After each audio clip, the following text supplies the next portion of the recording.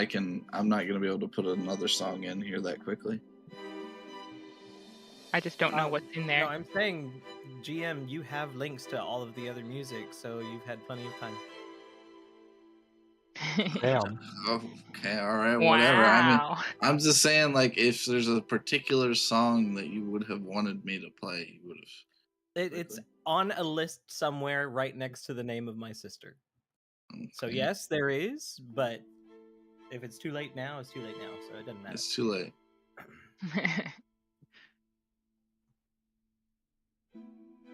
Druid spells. All right, let's get that recap. To Reverend Sister Emmeline Cartoneau, Sanctum of the Unified Light in the city of Luxor, Everu. Academy of Attainment, Avalon, 50th day of Pugnaris. At least I think it's the 50th day of Pugnaris. It is. 50th day of Pugnaris.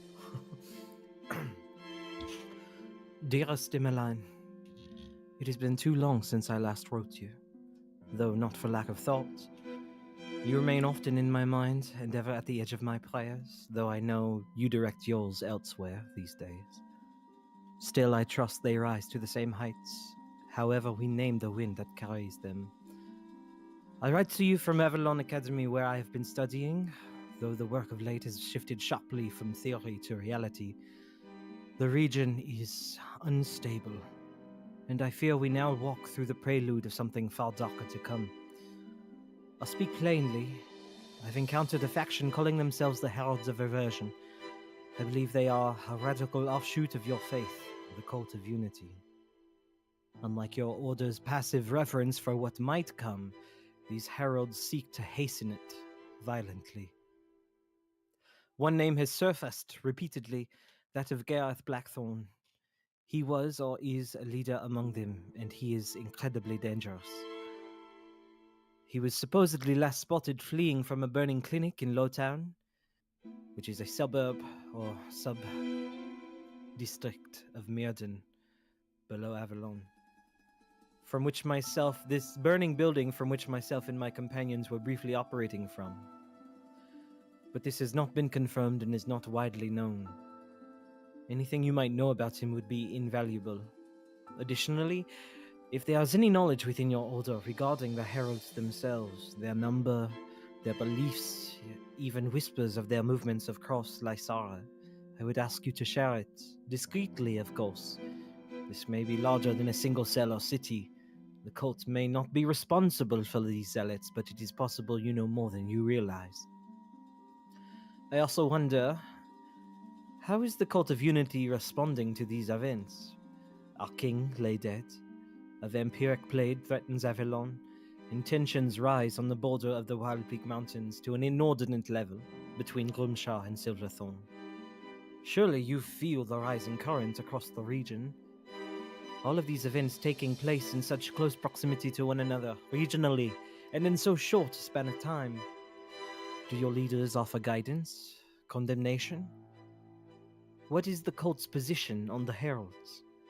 I would have asked in person, but your letters have been fewer lately, and perhaps I must admit I've grown wary of pressing too hard where others might judge you. Still, you are my sister. I would know your mind on this. I trust you to be honest with me, as you always have. One final and potentially ultimate mystery. Have you heard of a figure in a mask of stone? A relic or symbol, or perhaps even title? We've come across whispers and fragmented references. I've encountered two individuals who seem to suggest this figure might be behind a larger plot. They both showed intense fear toward this individual. One of them is now dead, and the other missing.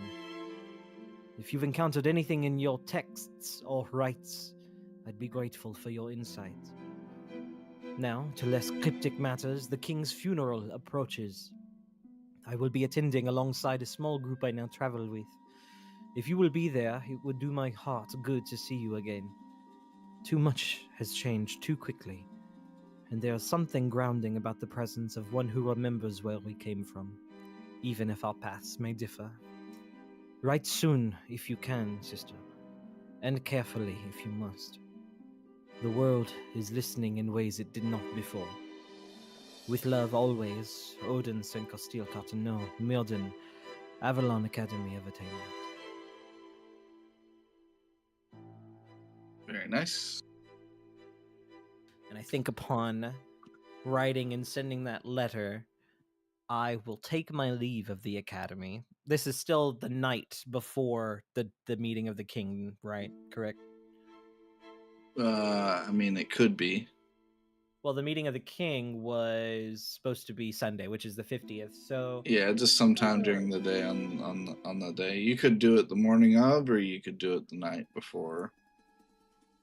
well, I'm gonna send this letter, and that'll be the prelude to me leaving Avalon, or prior to the meeting with the king, venturing down into the city to go where I intend to go. Okay. You planning on going alone? That is the question, isn't it? It was Caden who told me about this place, right? I believe so. It was, and maybe somebody can correct me, but you were inquiring about Haribel's Curiosities and the let me Silver just pull Eclipse. it up. Silver Eclipse. And you found out that there's a grand opening at the Silver Eclipse on Wednesday, which I believe was at the 52nd, 53rd. 53rd, yes. Yeah. So at the Silver Eclipse, there's to be a grand opening on the Wednesday, but it's invitation only. It is a masked ball of some sort. And you were told that, and you were basically just given a slip of paper that said you might be able to reach out to the individual here by getting an invitation. If it was just a discussion that I had with Caden and myself, I will go by myself. I'll take Hammond with me, though. Okay.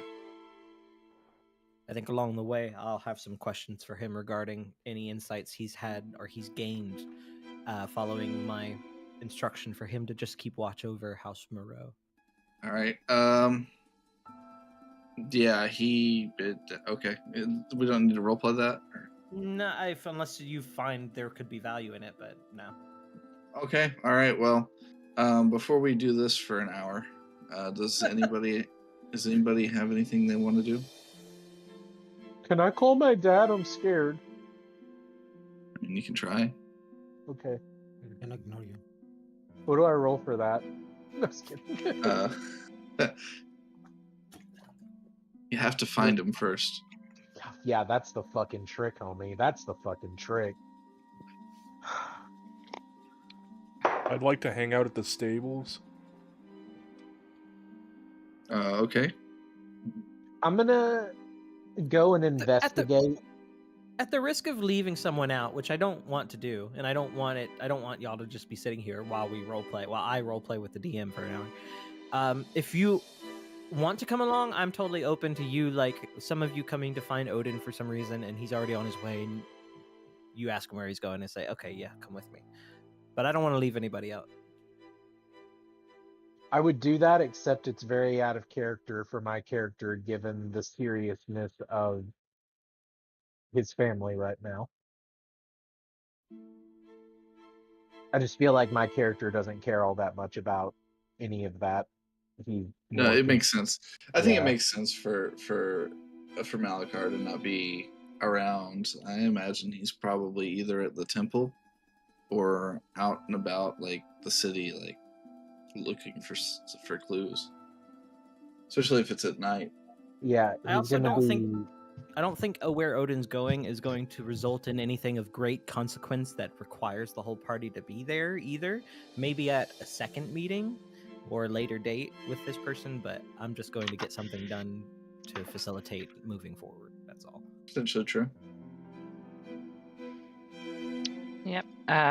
Nura's just going to visit the grove and set up. And if she cannot find the moon goddess's shrine, she is going to set up her star map in the main part of the grove and watch the stars. Okay, so a couple of things.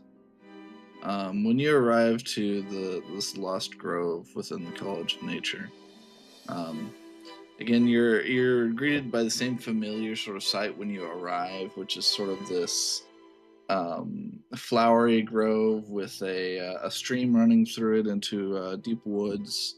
You've got like a bench off to the side where you've set up like a tea set and things like that.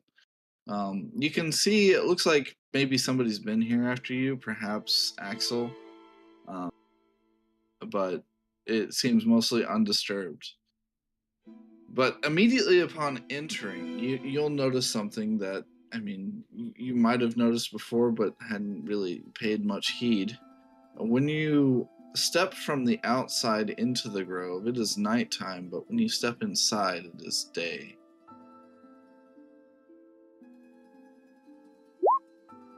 Interesting. Has it always been day when we've gone inside? Yes. I mean, not in the shrine itself, like the shrine to Luna. There was a time of day change there, but where you're currently standing, it is currently day. Interesting. I shall introduce Jalil to the place and look for the shrine. Jaleel, are you talking about your spider? No, that's Lulia. The white rat I picked up. Oh, that's right. Okay, yeah. He I named him. I don't remember if I told you or not. I see. I feel like I okay. did. Yeah, you might have. Okay, that's fine. Yeah, he sort of skitters around and he seems happy to be in this place. It's peaceful. There's not any predators to eat him. He feels safe.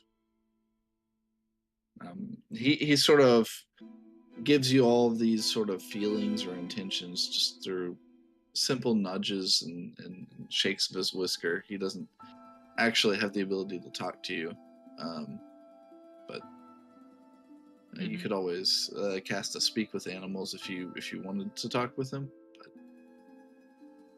I don't need to talk to him right now. Okay. I don't imagine he's got too much besides, man, this place is great. Yeah, pretty much. That's the vibe you're getting anyway. Mm-hmm. Okay. And I am going to look for the shrine. Yeah, you try to go. So you follow the path that would lead to the shrine, and where before you would take a left, and then you would like wander through the forest. The path has been blocked by intertwining branches, as if it's almost as if the road, the walking path that was there before is no longer there. I see.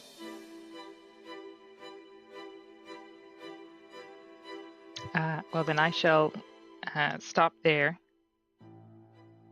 and kneel down and pray to Luna for protection for my companions and guidance through the coming hardships. And I shall head outside where there are stars. Okay. Give me a religion check with advantage. Ooh, jeez. Believe it or not, religion is not what I'm trained in. 15's still not bad. I'll say conditional on any checks made for the next 24 hours. So this will be through the evening of the Monday, or the Sunday rather. Come on now.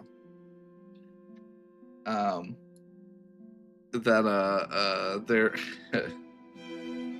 some people doodling on the page. All right. You'll have advantage on the first check you make for the evening. Sweet. Okay. Mal, let's see. Mal will pray for guidance. And search for clues. Okay, Malakar, let's actually bear this out because this could be important. So first off, for your prayer as well, go ahead and give me a religion. It's going to come to a surprise to all of you, but Not his Yeah. strong suit either.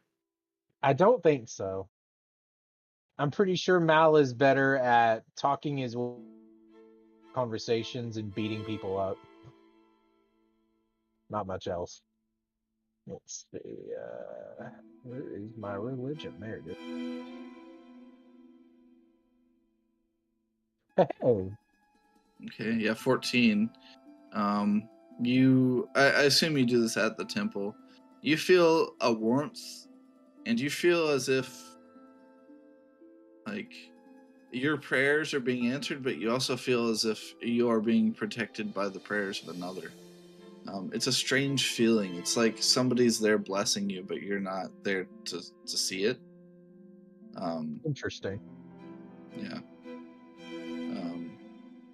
But you feel protected from the dangers of the night, and you feel as if you'll have more luck in whatever you choose to pursue in your investigations. Cool. You just feel All lucky. right. Is how I would describe it. Like there's that small tinge of like whatever you do might be a little bit better. Malachar will thank his goddess, and he is going to head out to start his investigation for the day. Okay. Now this is to be clear. Is this happening the next day on the Monday? Because on that day you're meant to meet with the king. Is this something that's happening the night before, like on the 49th? I just want to be clear. I believe we're meeting with the king on the Sunday. We meet with the king on the. I have it in my notes. We're meeting with... Yeah, you're right. It's the 50th. So the day that's currently showing on the calendar is where we would be. Knox was wanting to go back in time to do something that he wanted to have done on the Saturday, but we couldn't because I didn't have it prepped. This would have been the evening of the 49th, or overnight even. I think I could go back and... Yeah, I mean, Nura described having done what she did at night as well, so that's fine. We could be on the night of the 49th. That's fine. That's fine. But yes, Okay. I'm doing that. Heading out. This information that's been shared with Mal about the girl's presence, where she's at. He's gonna head pretty much to go investigate the area first, and he's just gonna do like a brief walkthrough. And if he doesn't see anything, he's gonna go try to talk to her. All right. So you're going to the orphanage, you said? Correct. The neighborhood. I'm going to investigate the neighborhood, and then whenever I don't have any clues from that, more than likely, I'll head to the orphanage itself to actually talk to, what was her name? So you're going to the clinic first, not to the orphanage? I believe so, yeah. I would start at the clinic. Okay, you're starting at the clinic then. Okay. You arrive to the clinic. The building is no longer burning, obviously, at this point. It's rubble. You can see a lot of the rubble has been lifted and moved away, but a lot of it's still covering the bulk of the building. You're wanting to check for a manhole or access to underground nearby? Give me an investigation. Okay. Just for anything, right? Suspicious? Pretty much, yeah. Hey, give me an investigation. Woof. I need to get some fucking points in there. Damn. Yeah, so just sort of looking around. Maybe it's because you're a little bit too pointed in what you're looking for, or maybe again it is like there was a fire here, so the rubble is covering anything on the building floor itself. Anything surrounding is covered in ash. So it's just hard to make out if there would have been a manhole here. It's maybe covered. Maybe like after a nice rain comes through and cleans up the street, you'll be able to find what you're looking for as far as like a manhole or something. Is there anything else you'd like to check? Just survey the rubble to see if there's anything that's peculiar that sticks out. Okay. So Malachar can turn into a mist, right? So Correct. Normally, I would say you would need to like move rubble aside and like sort of try and like dig your way through it. But No as you can thanks. turn I'll into a just mist, mist around it. yeah, you can just mist through it. So, give me another investigation. I'm specifically going to try to feel around on the ground level to see if I can find a groove that my mist could slip through that would put me under the ground, essentially. Like I'm going over every inch of the ground that was where the clinic used to stand, looking for Okay. any kind of like trapdoor or I don't know, a vent or anything, just anything that I could slip downward into. I'll allow a perception. Oh God, you don't want that. We'll do investigation. Okay. Yeah, that's what I expected. Damn. I love how I Yeah. stumble through all of this and never accomplish anything. I mean, it's difficult to find what you're looking for, and it's maybe not even necessarily Malakar's fault. It's the building is covered in ash, so you're trying to look for grooves in the flooring, but the floor is covered in ash. You would need to somehow sweep away the ash before you could find what you're looking for. So that's maybe the problem more than anything. Okay. I mean, a problem you're welcome to try to solve. I don't have any way to solve it. Okay. I'm just gonna abandon this particular event. Nothing I can do. Okay. All right, and you make your way to the Willow Shade Refuge.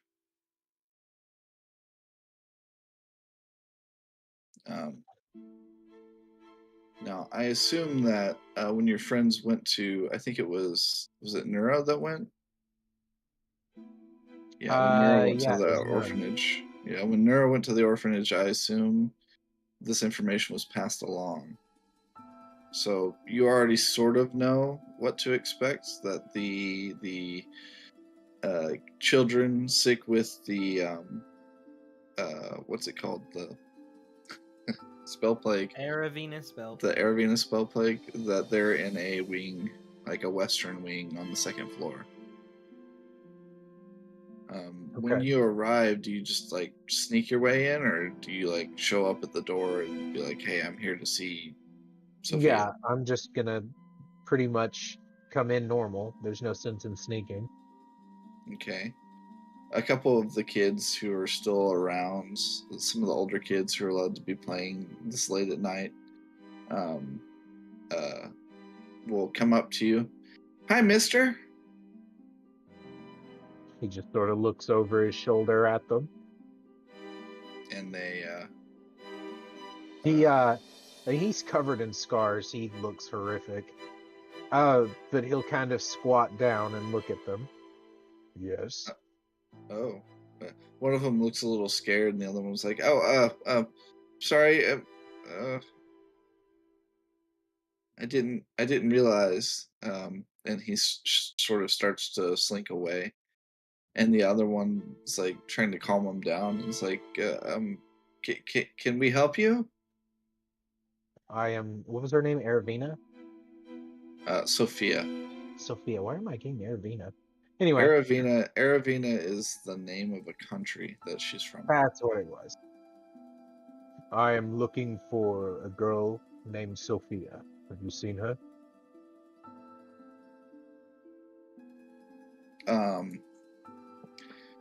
Yes. Well, Sophia, she's one of the sick girls. He nods kind of solemnly. The kid sort of looks down, like he realizes he's not supposed to say anything, and he sort of, his eyes dart away. Look, if you need to talk to one of the kids, you need to talk to the lady of the house. And where may I find her? Well, her office is just in there, and he'll point to an office just past the entrance. Thank you. And he'll go back to full stand. And he kind of tilts his head at the kid. Am I truly that scary? Well, it's late at night, and I don't. He takes a step back. My cold, dark presence is disturbing. He nods. You are right to be scared, but not of me. And he turns and he's gonna head to where the child said to point. Or where to go. Ah, there's- how comforting your words. Truly, you are a cradle. Anyway, It was Yeah. his way of saying, it's completely normal that you're afraid of the undead without directly saying that that's what he is. But you don't have to worry about this particular undead. I'm not here to fuck up anyone. you're almost as good at this as Nura is. Yeah, Okay. well, my charisma's a 16. So it doesn't make sense. But fuck it. He is charismatic, but I mean, you've described This- yourself as ugly as fuck. This neg It's one like- in wisdom is just So yeah. Anyway, there's an office here. Matron Elena. She's in her office, and she's sort of. We'll skip past this part. You get in to talk to Sophia. It doesn't matter. Yeah. irrelevant. Okay, so I'm assuming I'm led to where she's at. Yes. Give the door a brief knock, one knuckle. You don't hear a response. The matron will just say she might be sleeping. It is late, and she's seen many things. He nods. I see. Perhaps I should return in the morning then. Well, the matron will turn. It's up to you. You're here. She'll poke her head in and check on the girl. Well, she's awake now. It seems the knock did it. Go on. Say your words. He'll go in.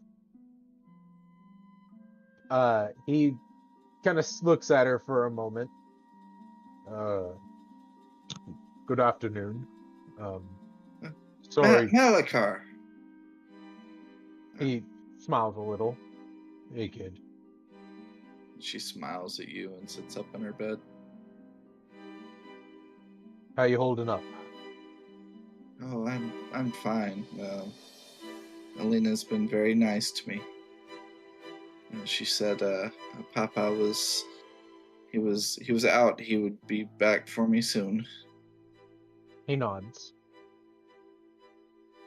Yes, when he can.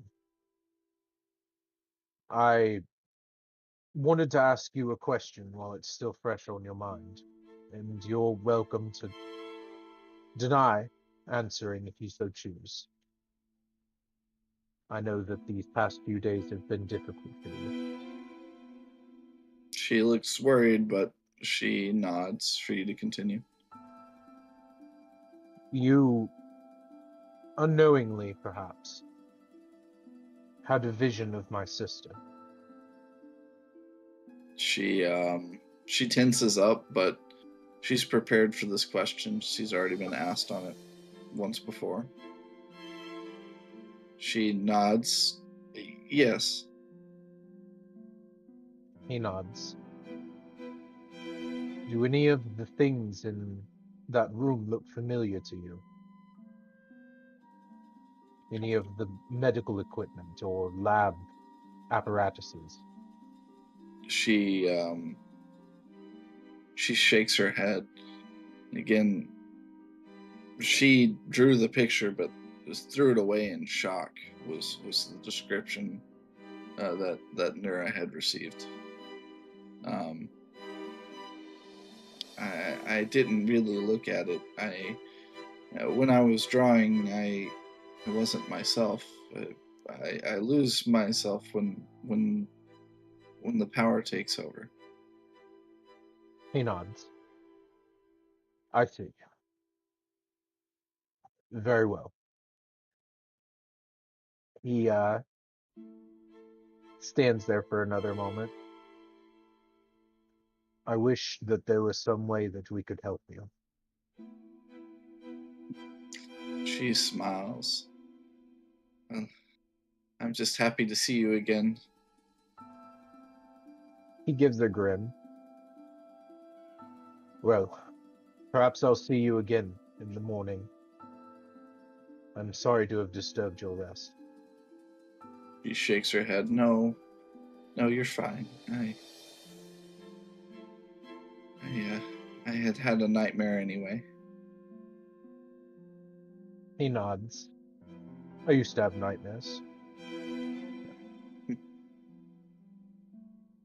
Well, I'm That was glad a you long- don't anymore. His smile kind of drops a little, but he tries to hide it. And he says, yeah, me too. I'll bring you something to snack on next time I see you. She smiles and she gets excited. Yay! And yeah, he's gonna kind of wave at her. He's going to leave her with the landscape art book that he has like 2 drawings in, and like his charcoal, like little stick of charcoal. So I'm assuming she didn't have anything to draw with in here. No, she didn't bring anything with her. She looks excited and she says, "Thank you." He nods and he says, "You're welcome to the 2 pictures that are in there. They're a gift." She'll flip to them and sort of marvel at your landscape drawings. Wow, these are really good. Only 2 that are still in there are the one from the crescent where I got that ritual thing, the mark when I drew that. That's in there, and I think the drawing of the school from the arena is in there. I think you did one underground as well. I did, but I think I ripped that one out. Okay. All right. But Malachar is going to note that he no longer has a landscape art book and he'll need to pick one up tomorrow. Okay. And I guess on the way back, I'm just going to do another loop around the orphanage to make sure there's no nefarious rats fucking around out here. And then if there's none, I'm just going to head back because it's probably late. Yeah, there don't seem to be any vampiric rats near the orphanage. Okay, he'll relax knowing that then. He'll head back. He can't help his sister all that well right now, but he can protect the people that he knows need it. Fair enough. That's it for me. Thank you. Yeah, you're good. Forge, you'd said you wanted to go to a stable. Was that a joke about Musume? A little bit. Okay, all right. Felix, is there anything that Elias would like to do? Is it like the end of the day? It's the end of the day, afternoon, evening. I want to look up on Evelyn Rook, but I don't know where to start. Okay. So you can just ask around. There's a few places you could start. You know that Evelyn Rook is likely a cleric or related to the clergy of some sort, and you know she's in the Rigid Devotion. That's as much as you know about Evelyn Rook. She's a cleric. What do you say after that? Or some member of the clergy. She might be a paladin. She might be a cleric. Something of that nature. Or she just cleans the chamber pots. You know, it's whatever. Everyone has a place at the church.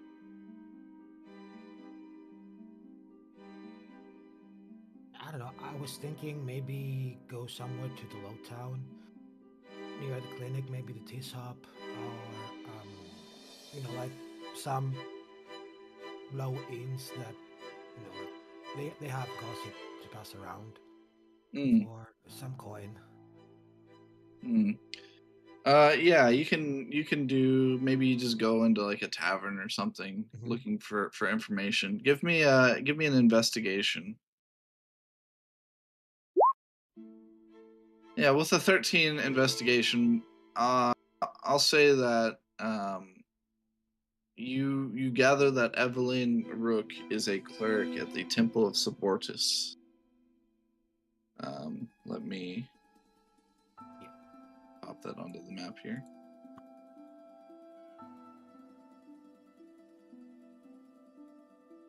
Change layer to the foreground. There you go. Right here. So,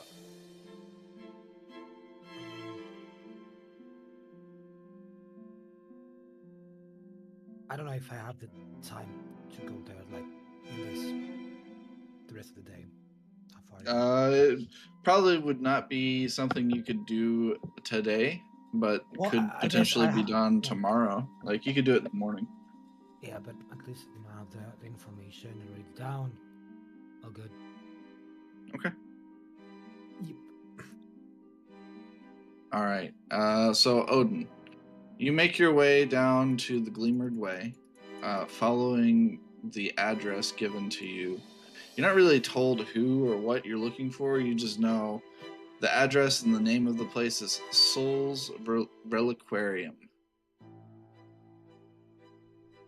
Okay. At this point, I think I'd be bundled up in street clothes, something inconspicuous, along with Hammond, walking by my side. And just as we're walking through the streets, I keep my voice hushed, and I say, "So, did you learn anything?" He nods. I've been keeping my eye on them. It seems that the lady. Shoot. Hold on a second.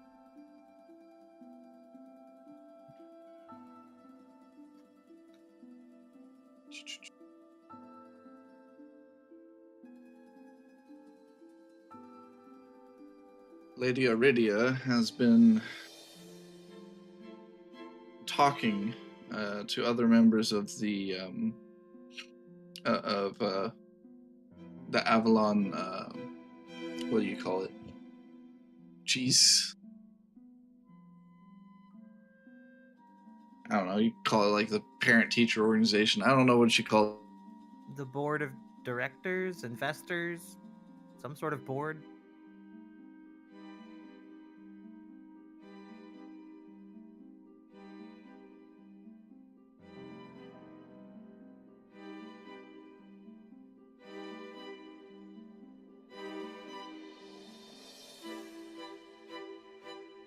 Hello? I can hear Hello? you. I can't hear him. I can't hear Grim if he's talking.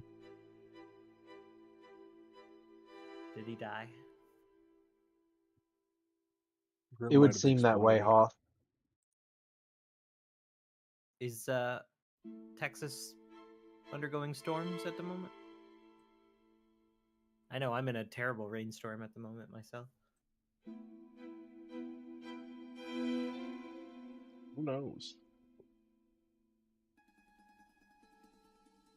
Figures. Probably Grim. We could ask Grim if there's a storm. Then I think we might get an answer.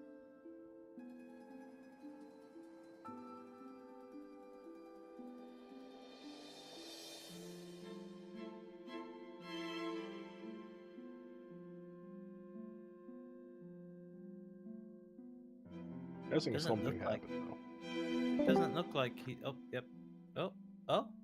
Oh. I am on my phone at the present moment. What happened? My internet died. Oh no! Is it raining there or storming? I don't think so. I just randomly decided to go out. The light went red. Give me 5 minutes. I'm gonna see if I can figure out something. Yep. No worries. Take your time. Take a 5-minute break. Yeah. Yeah. Okay.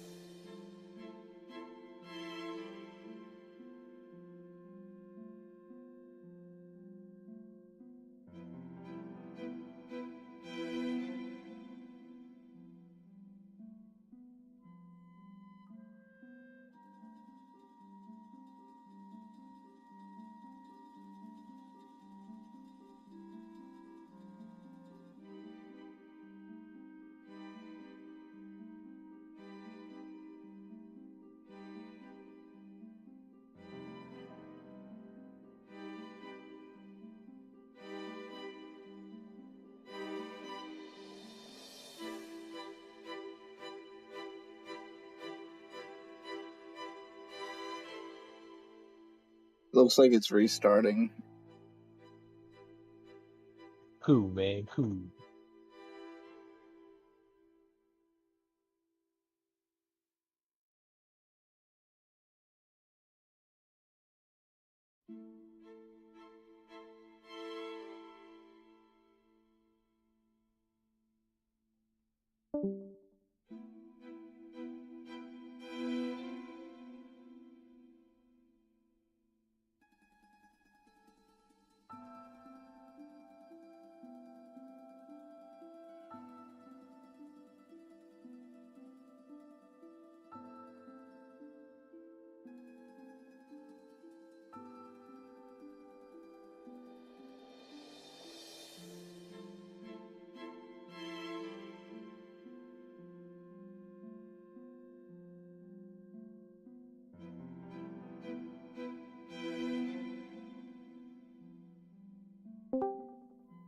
All right. Looks like it's back. Yay! Yeehaw! All right, let's do a quick roll call then. Felix, you there? He's muted. Forge, you Yes, there? I'm here. Oh, I heard Knox and Justin. Tally, you there?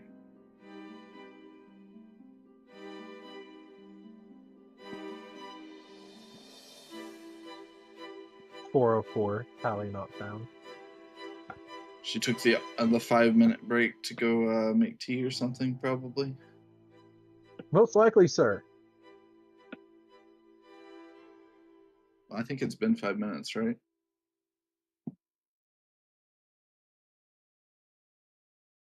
I don't know. Time is an enigma. Yeah. All right. Well, whatever. Let's keep going. So it's I don't know where we cut off. You're asking Hammond if he had Hammond. anything to update. I don't know what you heard. I heard something about Iridia, but you cut off before you said what she was up to. Right. We talked about the board of directors. She was meeting with the board of. She was meeting with some sort of board. The Academy board. Yeah. So, Lydia Iridia has been asking questions, meeting with members of the board of directors at the Academy. Seems like she's gathering information, preparing for eventualities, but nothing that seems actionable. Nothing questionable at this time. What sorts of eventualities? It seems like she's preparing contingencies depending on how things in Everu play out. It doesn't seem like she's making any actions, just preparing for worst case scenarios.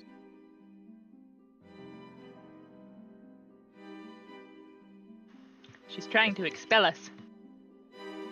And anything of Bastian or his friends? At this point in time, Bastion seems to be quieter than normal. I haven't gathered anything, any inkling of note, but his silence is concerning. would do you well to know beforehand, in case it becomes an issue later on. I have approached Nora with the possibility of endearing herself to one of Bastion's friends by the name of Ashanti. I believe they come from the same region in the world and share some capabilities and magic similar to one another. Thought it could be a prudent measure for surveillance. I know some others might not pin Nora as a spy of sorts, but I think her quirkiness may prove an advantage. He nods. Very well, sir. I will make note of this. Perhaps she can be useful to us yet. He's like, sure. He does have like that tinge of he's not sure, but he follows exactly what you're like. He follows your line of logic and nods. Like he's not gonna place doubt on your judgment. And I think with that, I would just continue on the way to the reliquarium. Okay. Let me grab my notes here. Soul's Reliquarium is located... Oh, we got music for this place.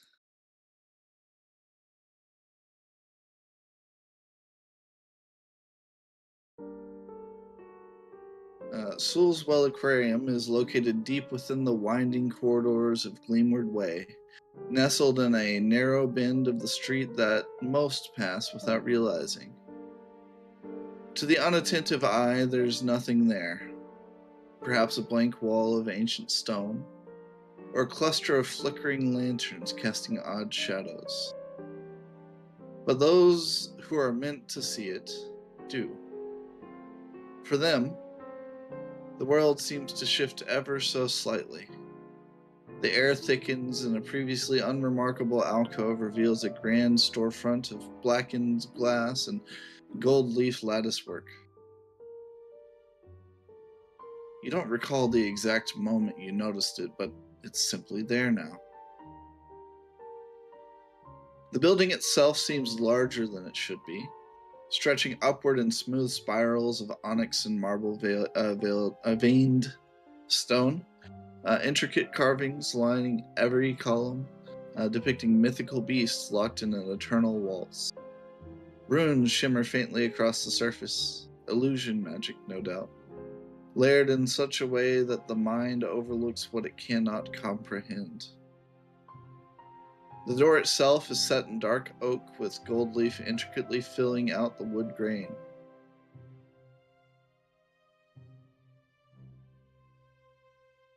I'll look to Hammond and I'll say, wait here, guard the entrance. Yeah, he nods and he'll turn his back towards the street, or to the door towards the street, facing towards the street. And I already have my hood on, but I'm going to pull it down further. So I'm hiding all of my hair and probably a good portion of the top half of my face. And I will move inside.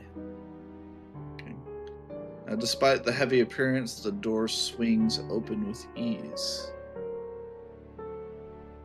Inside, it feels as if you stepped into a different world. Soft, ancient music plays with no discernible sound, and warm golden light flickers across shimmering displays that seem to whisper to you when you're not looking directly at them. A heavy scent of myrrh and polished oak lingers in the air. The reliquarium is a cathedral of lost ages. Gilded masks from empires long dead rest beside crystalline spell cores. Robes of silk that never age hang beside cracked ceremonial blades from ages long forgotten. The space seems curated not for customers, but for devotion, as if the gallery itself were a shrine to ancient history and lost secrets. As you enter, you feel watched, not by eyes, but by your intentions. As your mind wanders, so does the decor seem to shift, showing you artifacts of personal interest, as if the very walls whisper into your ears, for your eyes only.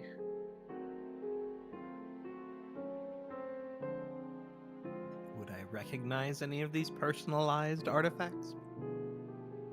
Things that look of interest to you, things like relics from Averuvian history, perhaps a shield bearing the sigil of House Cartoneau, perhaps a relic from the Griffin Riders. They're just a variety of small trinkets from throughout history that just strike you as personally interesting in a way that could not have been prearranged. I think I'll approach maybe like, well, let me ask, do I see anything that looks similar to the box that my father gave me?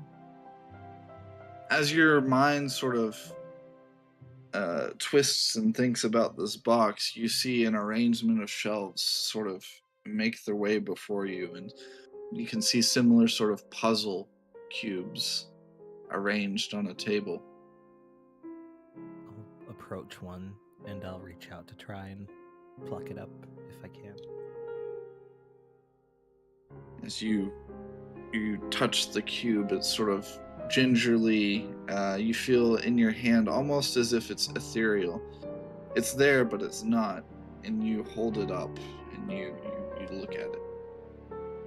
I'll take out the actual cube that I have and hold it up next to it to see if they're similar or how similar they are. These two cubes are different. They're puzzle cubes, but of different make and perhaps different purpose. The one you hold in your hand, the one you've brought with you, is covered in arcane sigils. It's got mechanical bits to it. This one in the other hand is almost like a pure slab, but with arcs of crystalline sort of magical energy throughout. Just a touch of magic, just the slightest bit, would cause this puzzle cube to shift. I'll set it back down and just look around the room, not for anything, but for someone. If I go looking, or if I think, realizing that thinking about the puzzle cube brought more to me, I'll think if I can think about the curator to see if anything happens, or if anyone appears. Curator's enjoying his lunch, all of a sudden, whoosh!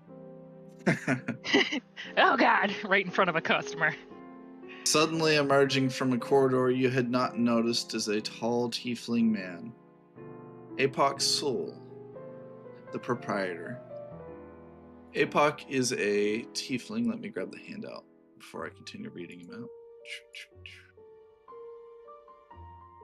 out. People.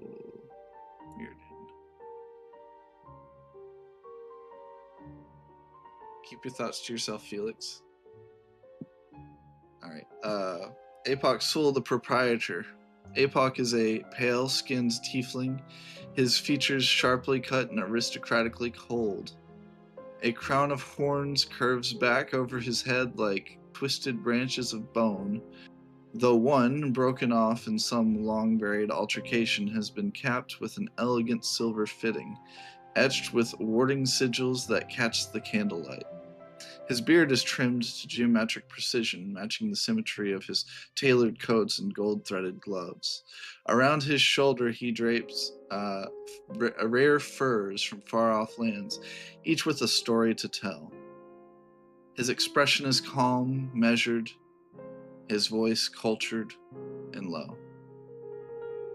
Ah, a welcome guest. Tell me, what is it that sparks your interest, that guides your eye? Is it beauty, power, prestige? Access.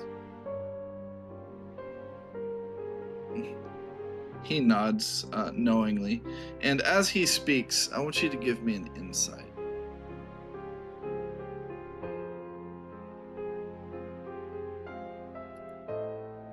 Alright, with a 15. He speaks slowly, thoughtfully. each word offered like a rare coin. As he steps forward, you feel as if he regards you not as a person, but as a puzzle, waiting to be cracked open. But in his eyes burn a quiet, ravenous hunger, not for food or flesh, but for ancient histories, knowledge, and power. You are a collector of sorts, I take it? He smiles, as you can see.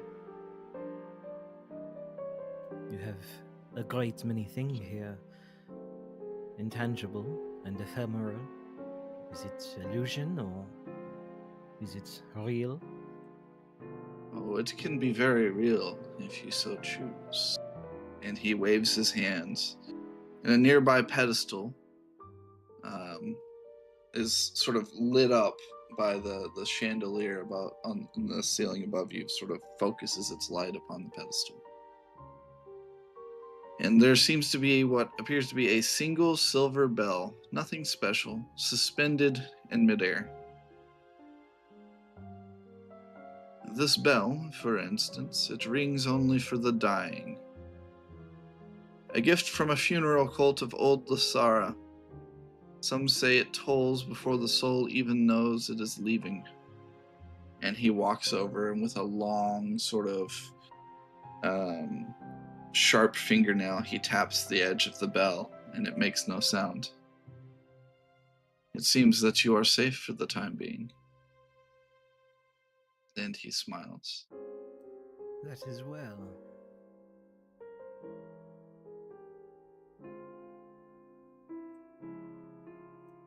And he sort of hands the bell to you and lets you hold it. I'll take it in hand if he allows me, and I imagine I have some sort of ring on. I mean, Odin probably has some sort of crest ring, family crest ring. Maybe not, actually. Maybe if he's incognito, he'd probably take something off. But he'd still have some sort of jewelry. And I'll take the metal of the jewelry and try and tap it against the bell. Yeah, so as he's holding it, at first it seems ephemeral, but as you go to tap it, you see it seems to shimmer in a way that it becomes somehow more tangible, more metallic, more real. But as you tap the edge of the bell, it makes no sound. You know you're hitting metal, like you can feel the feeling of metal hitting metal, but there is no sound. Curious. And impressive. I'll look over to him. I did not know this place existed until but a short time ago. It is a place only to be found by those who need to find it. And my need is great. He nods, and he sort of turns in place, sort of whipping his cloak behind him, and does sort of a gesture for you to follow behind him as he walks. Yeah, I will set the bell down first, back on the pedestal from which it came, and I'll turn to follow him. And as we're walking, I'll say, I take it you already know who I am? Yes, I know who you are, and I know why you are here. We don't speak the names of our guests here, though. Discretion is vital for the line of work that I pursue. I see. And do you welcome many customers? It is a small group, I would say. I reach up and I pull back my hood to reveal myself. There's no sort of recognition or pause or anything. He's sort of continues and gestures for you to follow as he walks to a back room. Follow.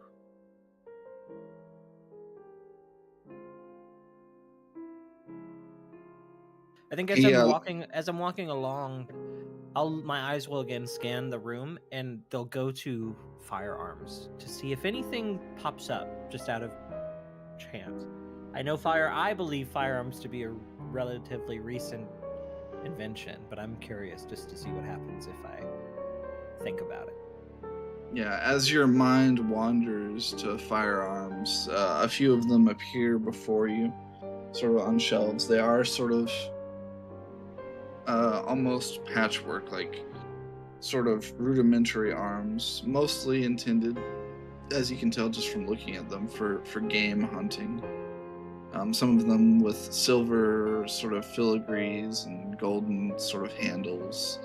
Very decorative, almost all clearly intended for use by nobles. But something falls into your mind. As you're thinking of these weapons and thinking of them in comparison to your own,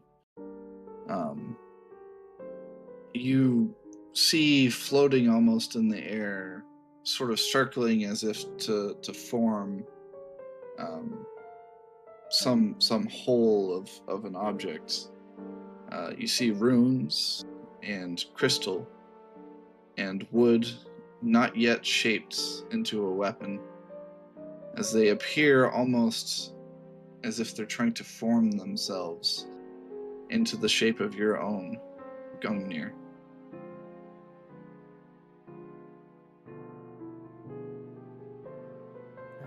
I keep walking, but I look up and watch that display until it's out of sight.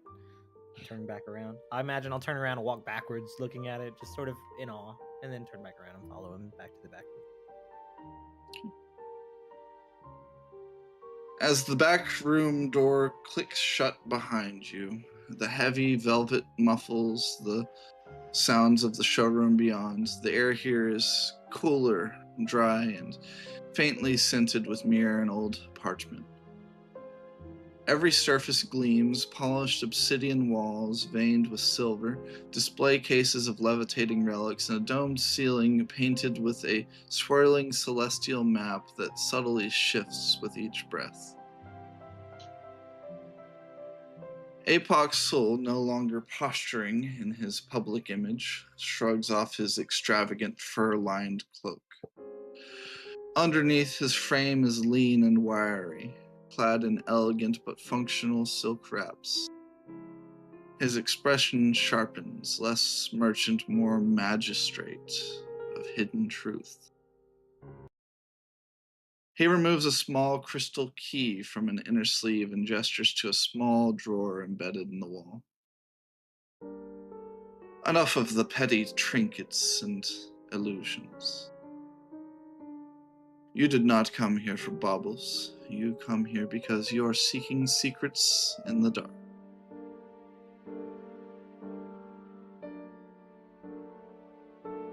More or less, yes. Access to those secrets.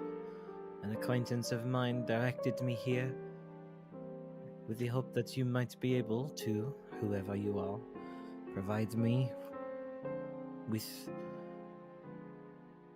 the invitations necessary to gain entry into the opening of the Silver Eclipse Casino in 3 days' time.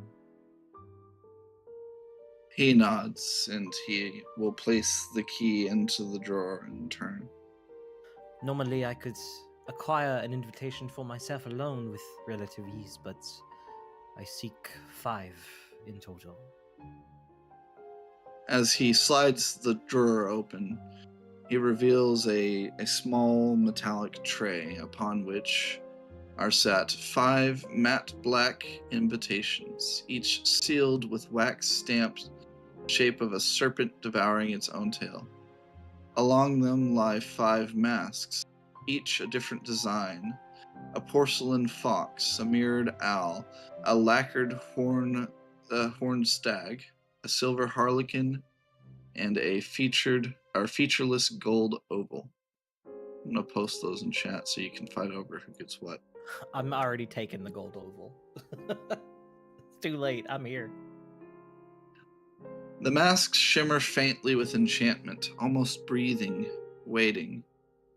As he sets them down, or the tray down upon the table, he says, "For what's to come, you'll need these. Each mask is anchored with an illusion, crafted in Nilos on the Isle of Lasar. They will obscure your identity, even from magical scrying, for a time."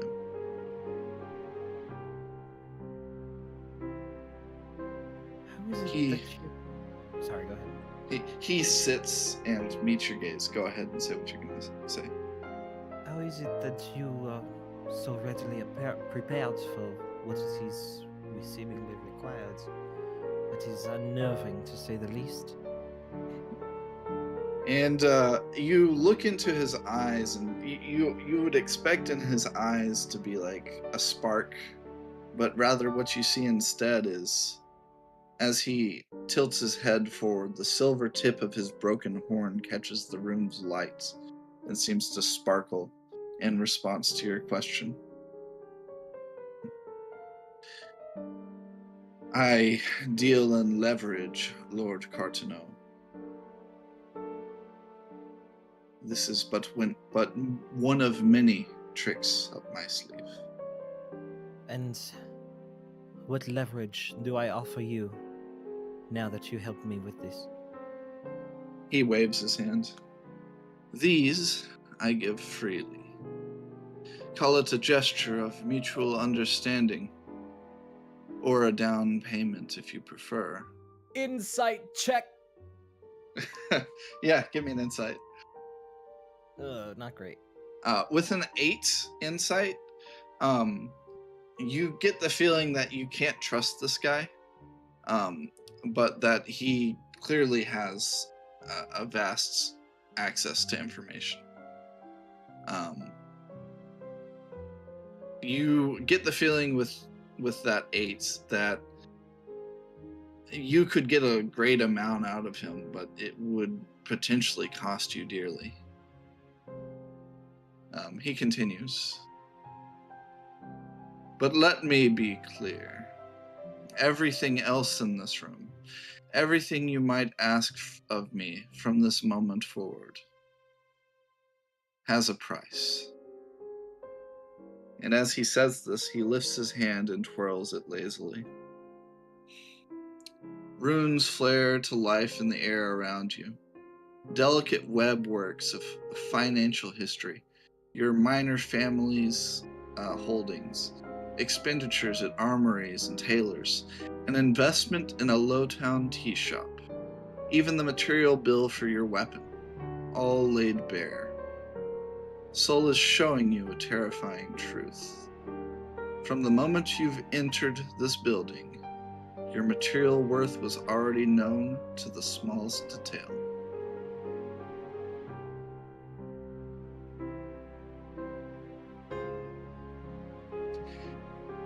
I take gold, and I will take secrets.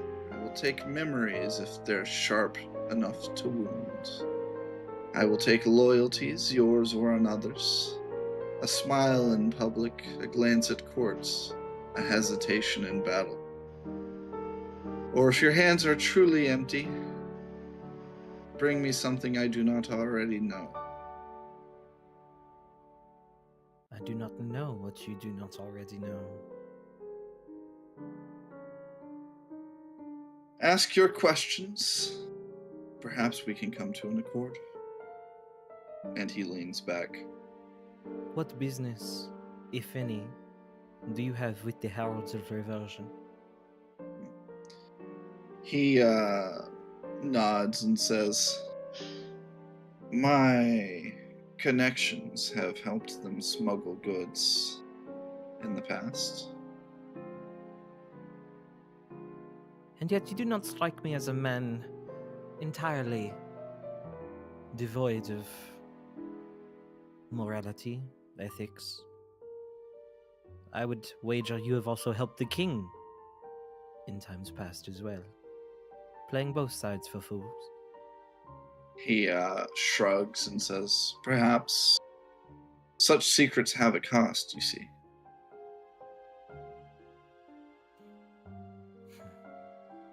I do not wish to delve into whatever secrets King Leo has buried. Save for perhaps one, but I'm quite assured I could figure that out myself. However, the Heralds is another matter. You know all of this information about me. I can only assume you also know what is happening presently in your city. He nods. I know a great deal about what happens here in Mirrodin. Yes. Then you know of the rat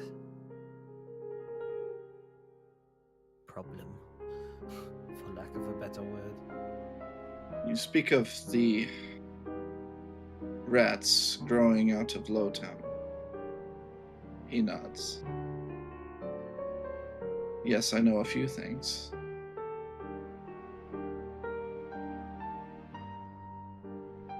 What is it you would like to know? Better than to ask and waste whatever value I have to you on that measly question. Perhaps I should cut straight to the chase. What, if anything, do you know about he who I suspect lays in wait at the top of this pyramid? The one who directs the Heralds of Reversion. If direct can even be a word used, it seems so far that it is nothing but chaos. It is nothing but chaos. But even chaos needs a direction in which to move. This person, this man who wears a mask of stone, do you know of him? As you say the word, the mask of stone, Soul stills. The gentle clink of glass ceases as he sets down a crystal decanter mid-pour. His hands, elegant and steady, linger just a moment too long in the air. The flicker of candlelight reflects off the silver tip of his broken horn. Once again, that spark, like sort of recognition you would see as somebody has a flash in their eye. You should be very careful following that line of inquiry. Yes, I've gathered as much. Most who seek him don't realize that they already stand upon a trapdoor, waiting for the noose to fall around their necks.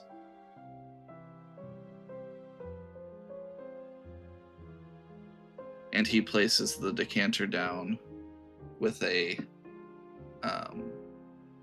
solid thump, as if to put a bow on the question. So is that information priceless to you? That it could not be bought? He says, there are rumors, of course. A patron, a collector of faces, a man who walks amongst the crowd alone. But rumor is a poor currency. I trade uncertainties. And on this matter, I've only one. You do not want his attention.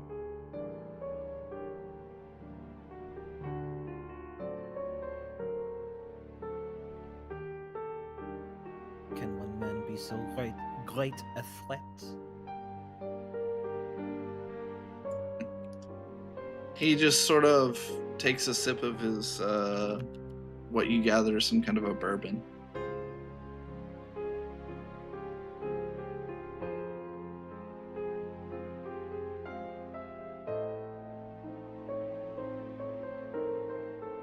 He doesn't say anything else, though?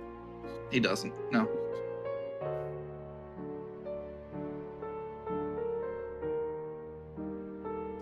Mind you that I too have powers in my corner that are great and terrible.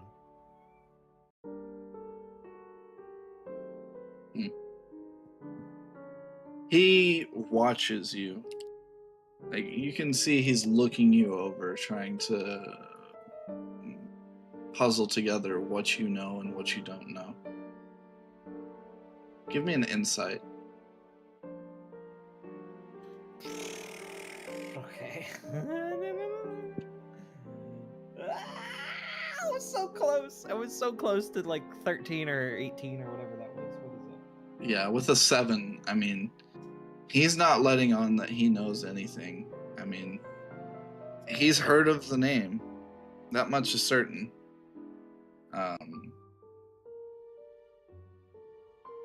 But anything more, he couldn't say. And he doesn't seem very willing to talk on this particular subject. Then perhaps these invitations and these masks will be enough for now. But let it be a gesture of goodwill between the two of us. I should like to come back and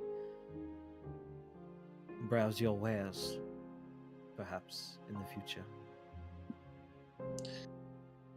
He nods. Well, until then. And he'll raise his glass to you. And I don't think I have anything to toast him with, do I? We'll say that he will have poured you a cup as well. Is it the best bourbon I've ever had? It's pretty damn close. It's like it's a matter of personal taste, right? Like if you don't like bourbon, then but it's a very unique flavor, I would say. You've had before bourbon that might be considered better to the average person.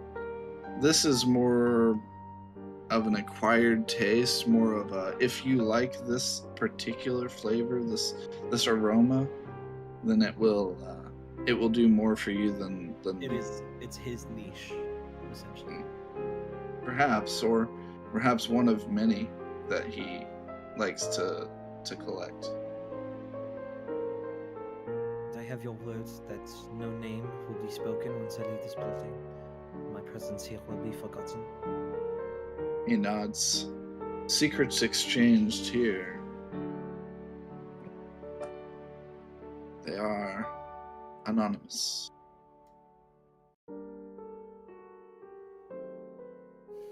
He'll raise his glass, toast to him. All right. And that is. I may have. As I get up to leave, before I leave him, I imagine he just stays sitting as I leave the back room. But I'll stop just before the door, and I'll say,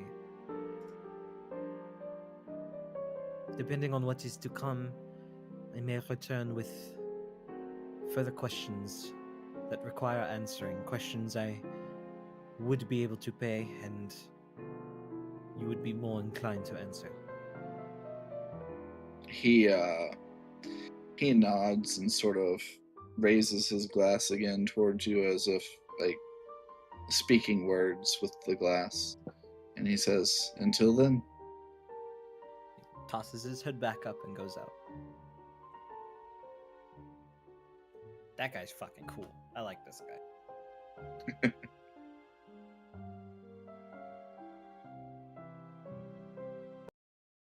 All right.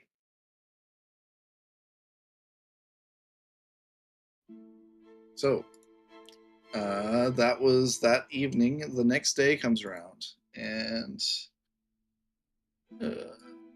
hop back over here. Sorry, I'm moving screens around.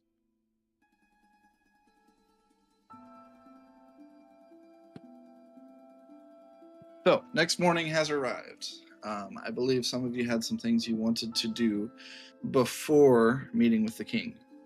I know Elias had wanted to seek out this Evelyn Rook. I believe Malachar had said he was going to go back to the orphanage, and Nura, you had said that you had wanted to do something in the morning as well, I believe.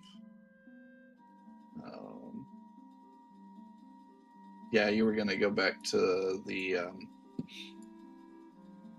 clinic again as well. Yeah. Okay.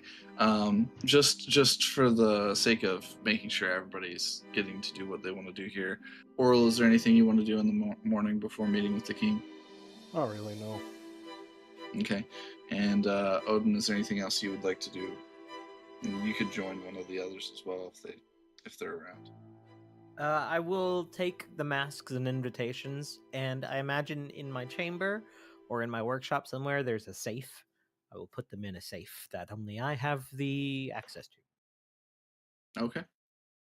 Yeah, you would definitely have a safe of some sort.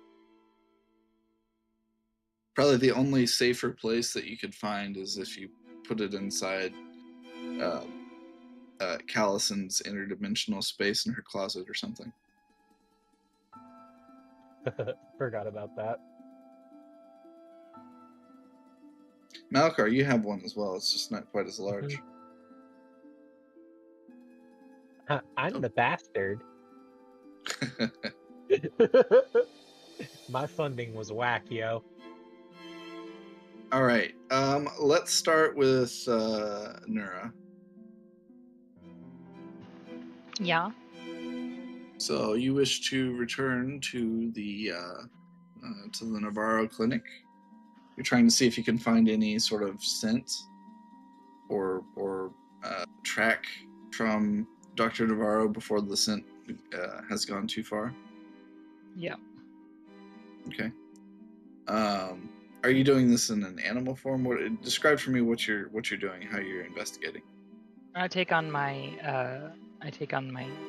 hyena form again, since that worked so swimmingly last time. Okay. And do you go all the way back to the clinic, or do you go to the orphanage? Where do you start from? I'll start from the orphanage, because that's where I last picked up his scent, like when they split off. All right. Well, you know that Navarro dropped her off here before going elsewhere. And you know that he would have had to go back to Navarro Clinic at some point. So you followed the trail from Navarro Clinic to the orphanage without issue. But once you got to the orphanage, the scent became attached with too many other scents. It was hard to track. So starting from the orphanage, give me a perception to see if you can find the scent again. Okay.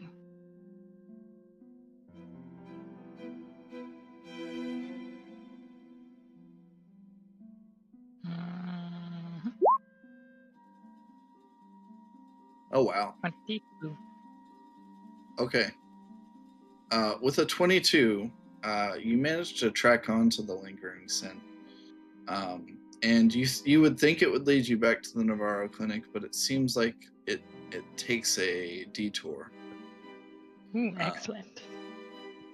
So I'm just gonna draw on the map at this point what you're able to follow. You might have to make a few more checks, but this gets you a decent way. So started from Navarro Clinic, takes you to the orphanage, and then from the orphanage, it takes you up through Lowtown into what would be the edge of Brickstone to a train station.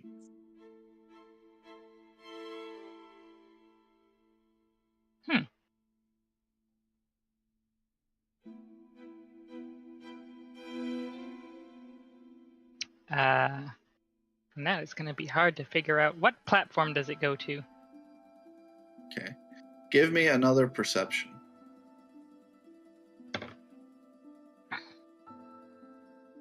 Okay.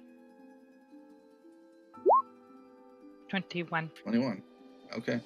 Yeah, with the 21, you follow the scent into the terminal, sort of looking to see what platform it goes to, and you actually are brought to almost like a side alley room, sort of like a hallway that leads like it would go to an employee area or something, or maybe there's like a bathroom or something. Yep. And like off in a corner, you feel the lingering scent as if he had stood here for a while. Sniff around the area, see if I can pick up anything else. Like if someone else came and met him. Yeah, you get a scent of some other person. The smell's a little bit musty. It's the best way I could describe the other smell. Musty. The choice is now yours whether to follow his scent or the other scent. I'm going to file the new scent away in my brainium and continue on tracking Navarro. Okay. Give me another perception. With advantage. The 16's good enough. You follow it back into Lowtown.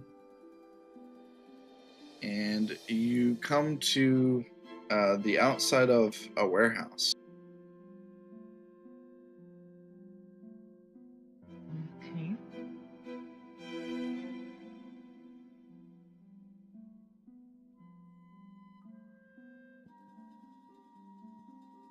Is this an active warehouse? It does appear to be in use. Yeah, there's people coming and going out of it. Workers like taking things in and out. Look in. What is in here? Okay. It seems to be like just a general warehouse used for nearby businesses.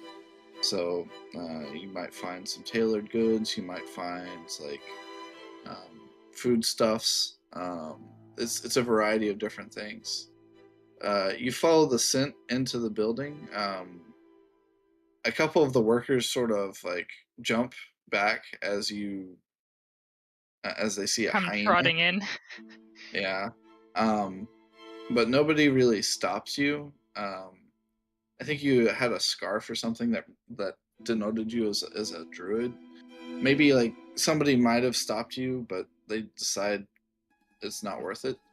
I'm not about to try and tell this freaking giant predator no. Yeah. They eat bones.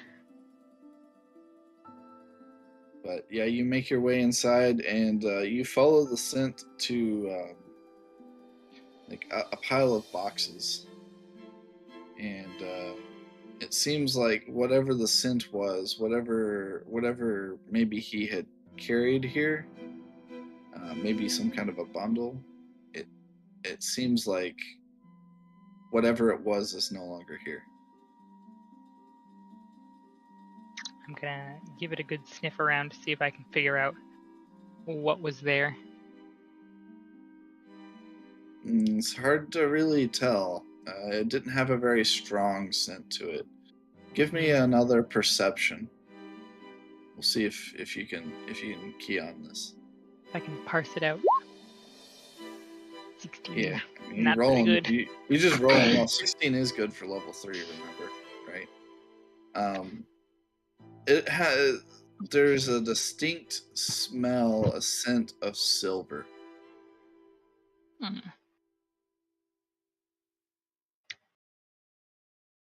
All right.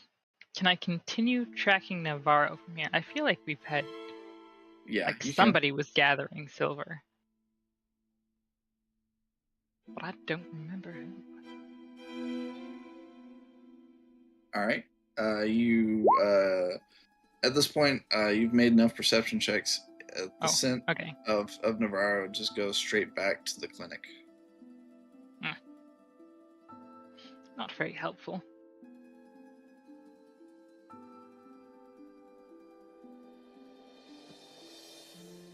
Just goes back to the clinic? That's right. Let me put some marks on the map since you found some stuff.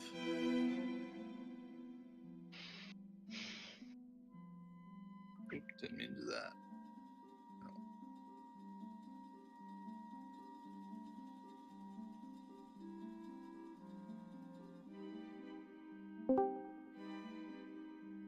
No. Get out of here with that.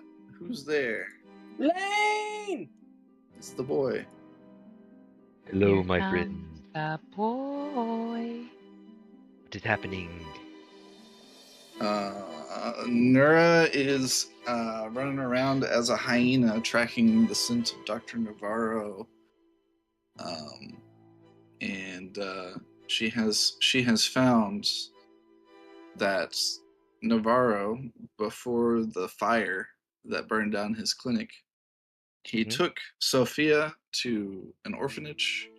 Then he went to a train station, stood around for a while, then went to a warehouse, apparently with some kind of a bundle of some sort that smells of silver, before returning to the Navarro clinic prior to the fire. I'm gonna sniff around to see if I can find the bone. I guess I'm not gonna sniff around so much as just look around, because I imagine I can't really smell silver in the aftermath of a fire. It would be pretty difficult. I'm just gonna look around, see if I can find any. All right, I'll give you a chance to make an investigation. Malakar already sort of went over the burned wreckage looking for anything, so give me also, couldn't find shit because I have the worst stats in this game. Well, investigation is not my strong suit either, but we'll see. You've rolled well. Here we go. I have rolled well. Not Ten's this not doing time. it. So you show up at a burned down building. There's still a lot of rubble. There's workers there trying to pull away rubble. It's just, again, the purpose of pulling away the rubble is mostly so another fire doesn't start from the ashes. And they sort of regard you and like try to stay away from you as you're a hyena. But you don't see any, or you don't smell anything. Again, you get too close and your nose gets stuffed with ashes, and it's kind of hard to smell anything now. Yep. All right. Well, I guess I immediately, after losing the trail completely, get distracted, helping pull apart the thing to snuff out the rest of the fire. Okay. Just be a silly little guy. Let's hop on over then to Malakar. You're going to return to the orphanage to talk to Sophia. Oh, my stuff can be done out of character. I just wanted to stop and like pick her up, like, I don't know, like some watercolors or something, and I was going to replace my pad. And then, grab a snack. I don't know what the hell normal people eat anymore, so... Yeah, Sophia's very happy to see you, and like gets excited and jumps up and down when you bring her watercolors. I don't know if she's ever had watercolors before, but fuck it. I vote we check in on what Axel's been doing. Listen, your boy's been busy. I don't know what to tell you, man. He's off doing stuff, man. Off with the fairies. I have a pretty good idea of what Axel's up to. She was a fairy. But we don't have to roleplay mine. Just know that Malakar is trying to, be supportive, and which is out of character for him for the first time. So he's like, "How the fuck do I do this?" All right. Let's then go to Elias. Elias, let me start off with some of the information that you were able to gather about Evelyn Rook from your questioning. Evelyn is a mid-ranking cleric in the Temple of Sabordus, the god of renewal. While not widely known outside the district, within the temple, she's quietly regarded as what's called a plague walker. She's a cleric who once braved the worst outbreaks, like the one in Lowtown a few years ago and beyond, including a trip to southern Aravina to investigate the Aravinan spell plague. She has a rare gift for reading a body's spiritual residue. She was also once a field cleric stationed near the cratered edge of the Sundered Scar beyond the southern mines of Aravina, where the plague still takes lives, and that's that's about what you were able to gather from your investigation yesterday. But you know that she's at the temple of Subortus here.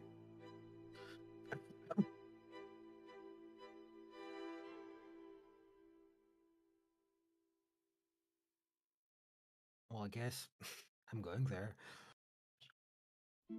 Okay. You arrive. The temple of Subortus is sort of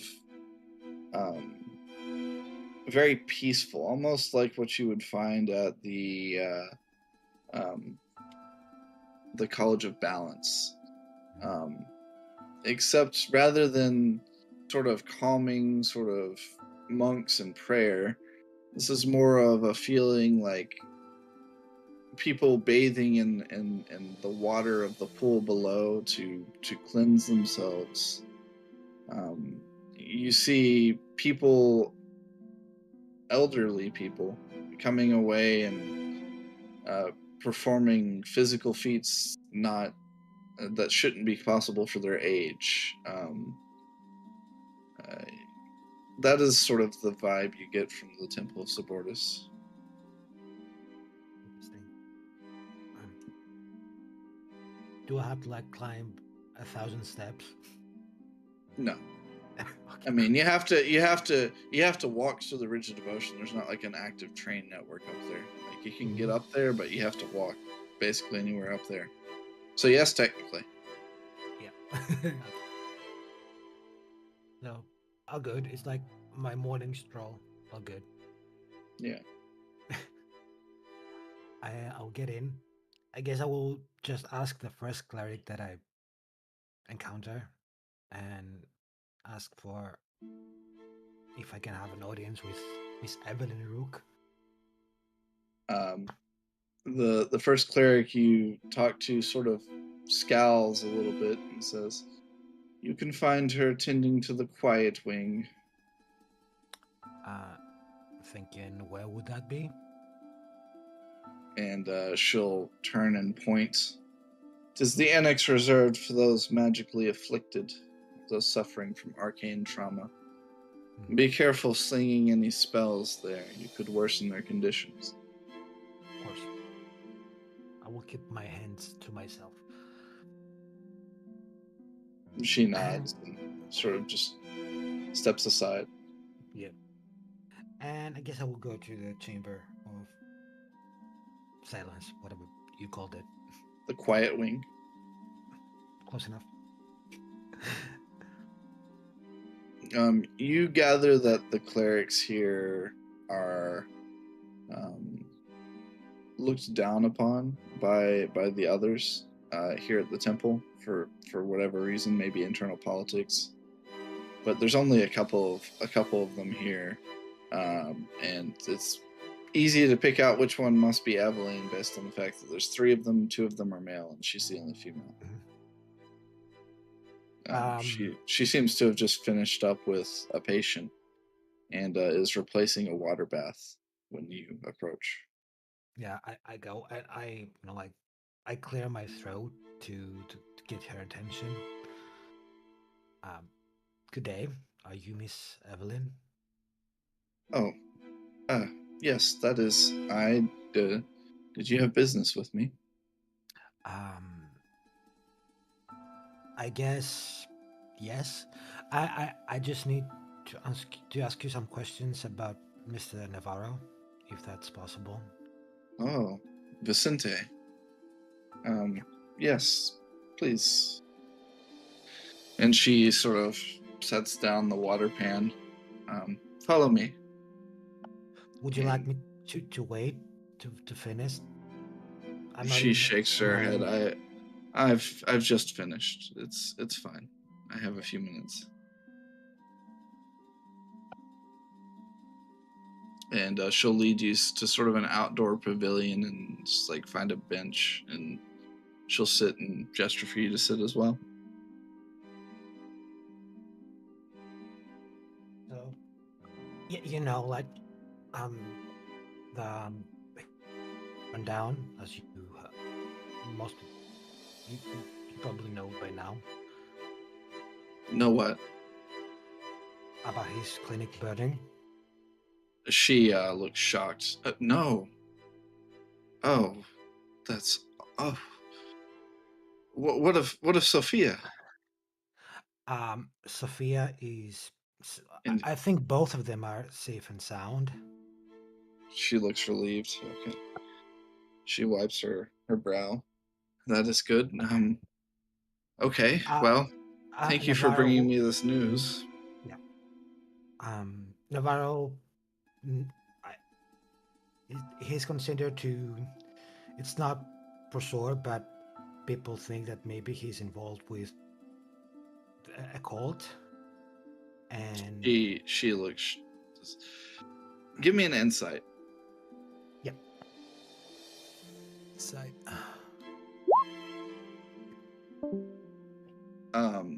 So with a 16, the look on her face is more of concern than shock. Mm-hmm.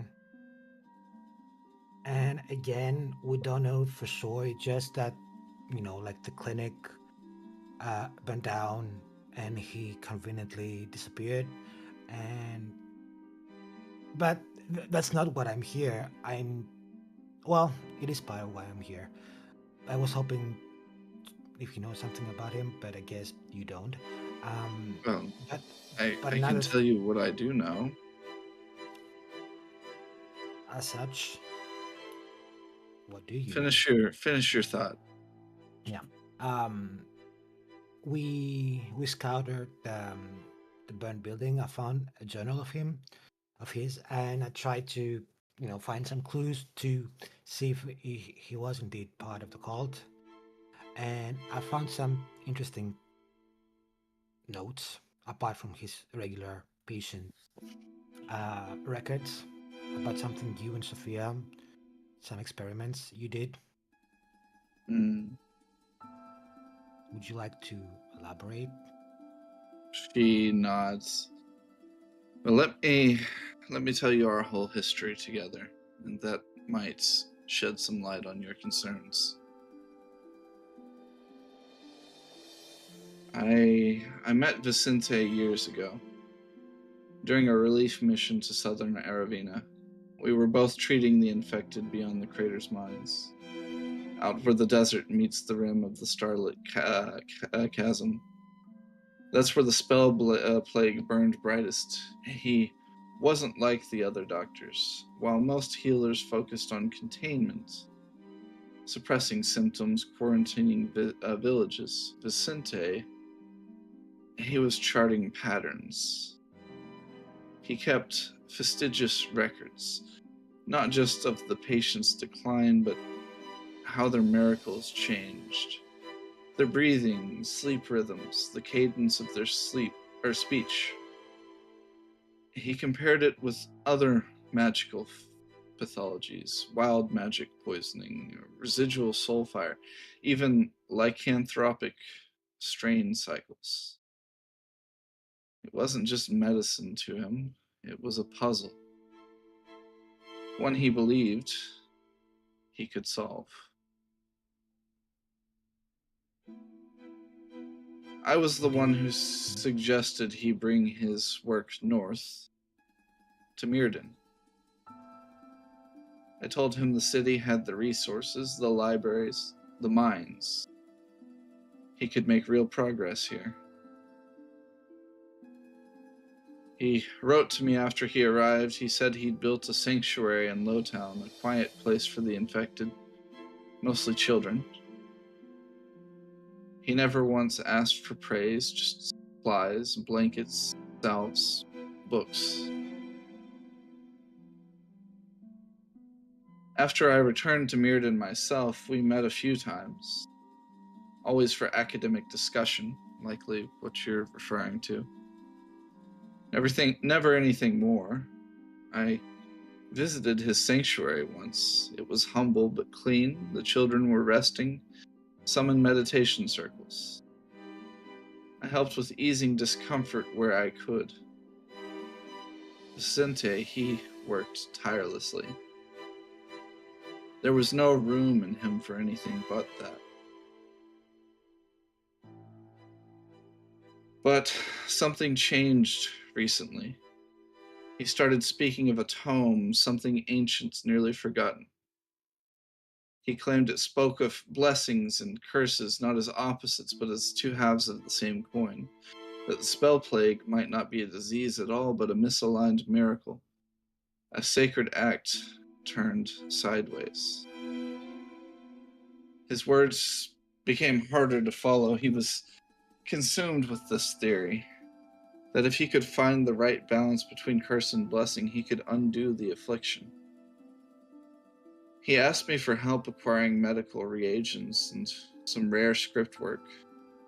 Silver-threaded scrolls used in divine fieldwork. I put him in touch with a reliable supplier a few weeks ago, but I haven't heard from him since. No letters, no visits, nothing. I don't know if he found what he was looking for, but she gestures to you. I guess you did. I worry. Yeah, you see this cult.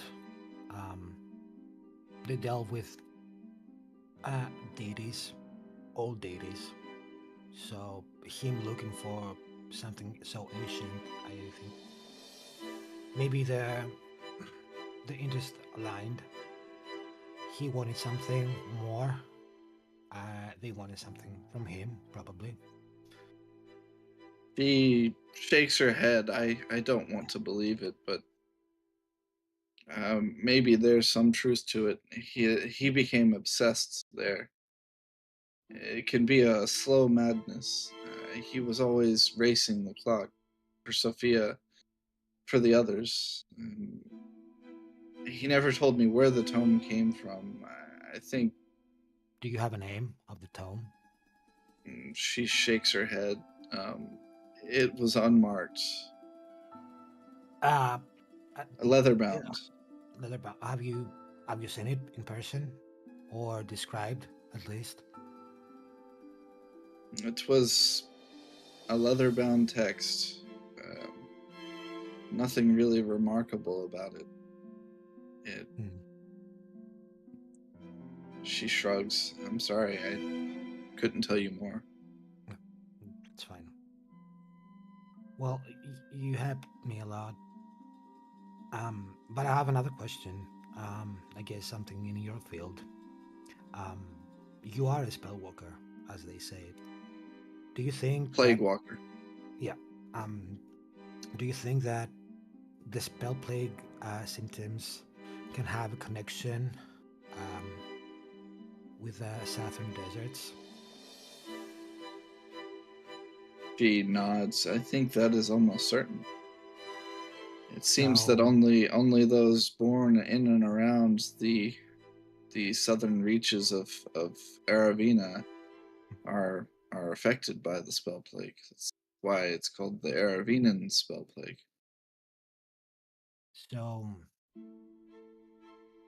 So this plague, do the afflicted become more powerful? Like, even if their mages themselves exceed their abilities?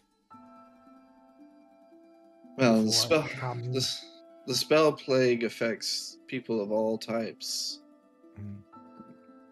Most of them are, unfortunately, children. The adults tend to not live long once infected. And it does not choose between those magically gifted and those not. But there have been a few cases in the past where gifted individuals were consumed or afflicted. So you see, I'm acquainted with the Pathfinders, the Expanse Pathfinders. A friend of mine, but he's there. He sent me a souvenir, if you want to call it, a piece of the Expanse into a necklace. But you see, this necklace is not a necklace anymore. It is part of me, and I don't know. I'm just wanting to make sure it's not something that extreme as the plague. I'm fine. She's like wide-eyed, like looking at you like she wants to like try and help you or something, but she listens to you speak. Like as you say, I'm fine. It's almost like she's reaching out, like she's gonna try and cast a healing spell or something. And she pulls her hand back. Yeah, I'm good. Apart from like some minor blackouts, I guess I'm feeling a little bit more powerful, but nothing to a big extreme or miracles as somebody would call it. Well, if you've sought me this far, perhaps you've heard that I have a gift of my own, though divine in nature, given to me by my god, Subortus, not in the nature of the spell plague. And it allows me to see to perceive the spiritual residue of a person. This thing in your chest, it is not of the same nature as the spell plague. In fact, and she closes her eyes and holds her hand towards you. I can say with certainty that it is of raw elemental nature. Well, the only thing that worries me is I think after I'm using my American magic, it expands little by little. You see, it was like a small rock, and now and I like take like I drag down my shirt to show her clearly. She nods and she says, I can see the pathways leading into you, like veins. And you see, you said elemental, and my specialty is elemental spells. I feel the connection to the elements more strongly, more raw than before, I guess. Well, this thing in your chest, I fear it could be parasitic in nature. We can hope it's symbiotic, that it could provide benefit to you, but it could consume you as well. Huh. This will require some study, I think. And once he says that, he chuckles nervously, and he takes a few steps back, and he says, I think, no, I don't want to do anything to it right now. I think I need it. She nods. Well, it is your choice. If you decide you want to have it looked at further, I might know a few people who could help you. I wish you the best of luck. What was your name? Elias Thorn. Well, I wish you luck in your endeavor, Elias, and I hope that your fears about Navarro are unfounded, but if you do see him, if you find him, tell him I'm still here, that I'm here to listen. No man can carry salvation on his own shoulders. Even saints need someone to pull them back from the edge. And she nods, as if reassuring herself. I nod, and I turn back, and I leave. Okay.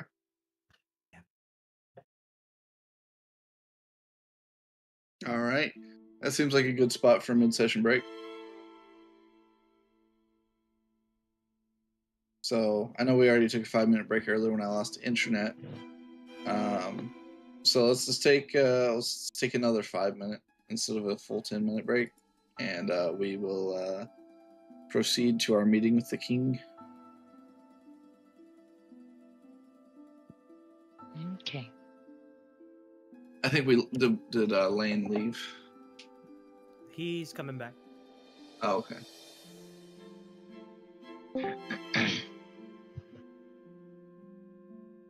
There he is. Yo, what up, Lane? He has to keep muted. Oh, I see. Where did he post all this?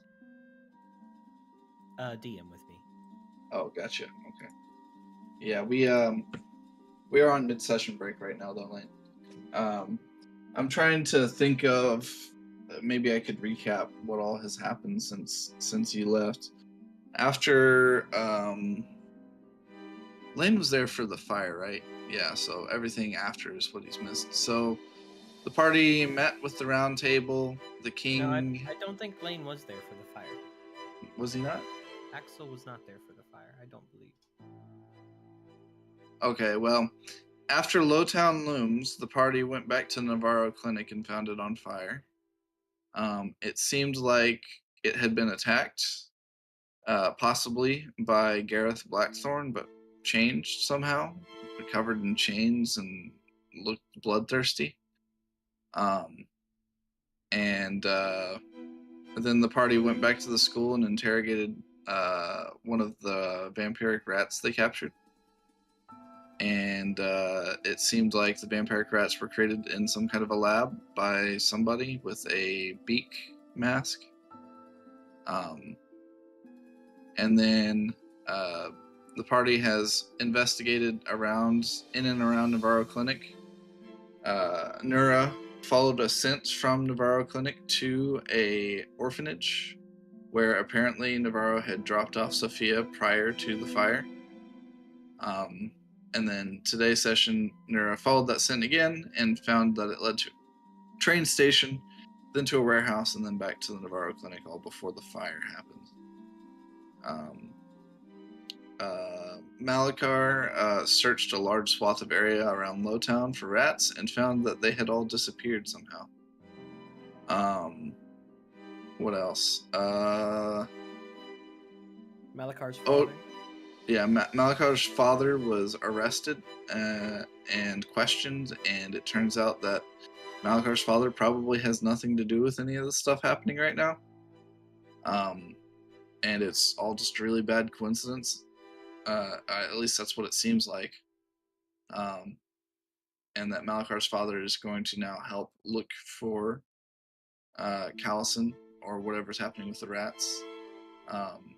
He was given specific instructions to look into part of the underground, sort of the disappearances plot there, like with the people going missing, being abducted. And then I don't know how much of it you heard. I think it was probably after you got, or it was before you joined the call. But Odin went and met with an informant by the name of Apoc Sul, who seems to know a great many things. He provided invitations for the party to be able to get into the Silver Eclipse casino for the grand opening in a few days. And he also, when questioned about the Mask of Stone, seemed to know who the Mask of Stone was to some degree. Like, he seemed to know at least of him, and was cagey in giving anything more substantial than that. I think that's about wraps it up. There's some more things that have happened in between. Those are some of the things that come to my mind immediately.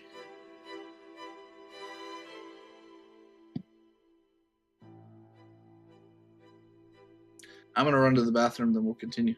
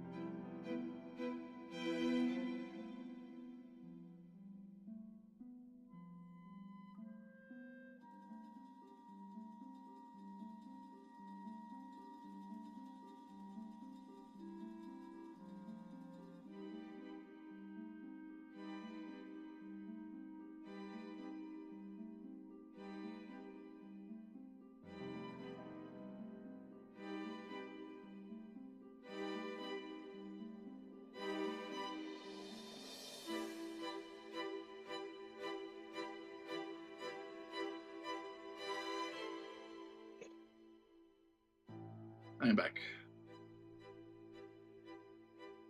All right. It is time for your. Oh, hold on. Is there a chat here?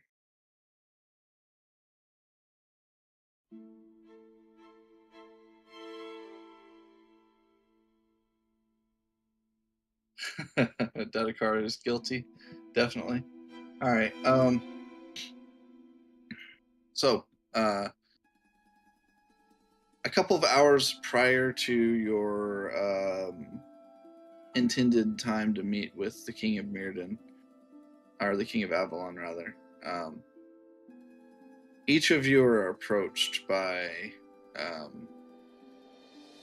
a different figure, somebody representing the royal court, bearing a letter. It's a simple letter, and we don't have to do the roleplay for this unless somebody specifically wants to. But the letter basically gives instructions on where to meet, where to go. You're going to the Lion's Peak. You're to meet here for this, and that you need to dress appropriately.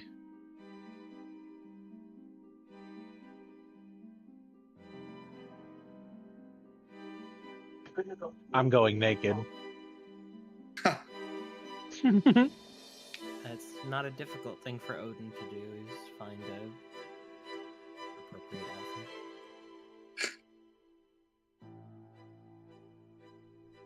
What? It's my birthday suit. It is a suit.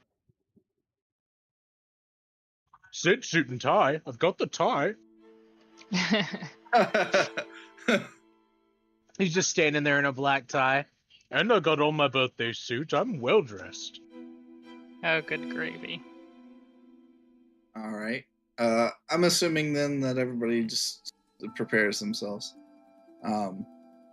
You arrive. I don't have special music or anything for this. This is fine. You arrive. All this prep time. You arrive. No, I mean this was never meant to be a big scene in the first place. You arrive to the royal palace. Sort of I would say even maybe not the royal palace itself, but to a side palace. And the king sort of calls you all into, rather than like a throne room or something, you're brought into like a meeting chamber. He sits at the end of the table and gestures for you all to sit. And he has a couple of servants close at hand, and he has like a quill and parchment, and is ready to write down like a decree based on what you request. But he's already sort of written half of this parchment already by the time you arrive, and he says, "Well, it is good to see you all here in person. See you again, rather. I'm glad to see you're all well. Unfortunately, it seems your last couple of weeks since joining the Round Table have been quite eventful. And I am here to, in whatever capacity I can, ease that burden upon you all. It is for that reason I have prepared a few things for you, trifling as they are." And he sort of snaps a finger, and sort of a butler carries over a tray and sets it on the table between you all. I have prepared a few items. First, he gestures to a sort of a sack with a sort of golden sort of drawstring. In that sack, you will find a collection of ward beads. These are unique in their ability to glow when near blood, the cursed, or the undead. I think they will be particularly helpful in your current investigation. Spilled blood? Spilled blood, cursed blood, undead. A useful item, one which you can find at any from any clergy, perhaps, but I have collected a large sum of them here for you.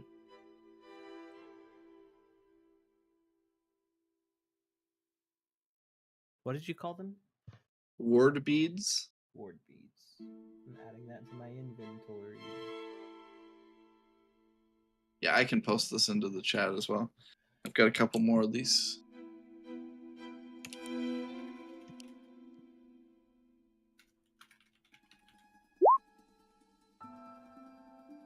A glyph paper is the next one. And there's maybe a stack of like 20 sheets of this. This is a paper that records magical residue when left at a scene for 1 hour. It's basically a remote activated sort of detect magic, and it essentially will record magical signatures like a seismograph for 1 hour in the surrounding area.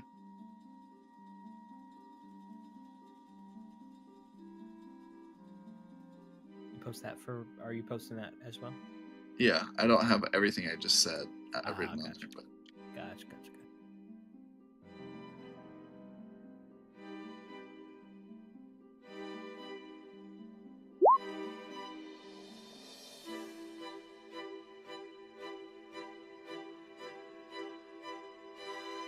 and then this, a rat collar horn,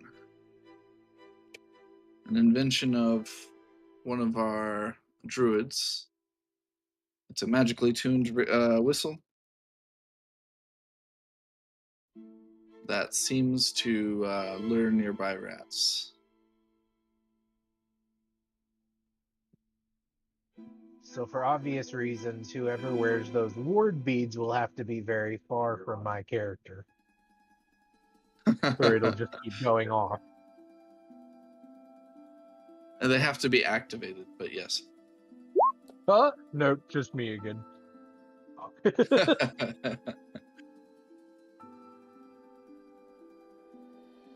In addition, you will see, and there's a collection of these, there is a royal decree badge. This, and he'll hold one of them up. This small sigil will grant you official status or limited authority to act in my name. It will be useful when when dealing with obstructive guards, nobles, or guilds. But keep in mind that you should not abuse this right.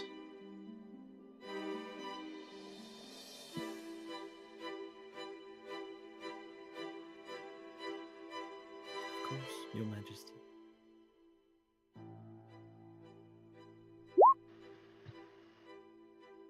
I will bow my confirmation.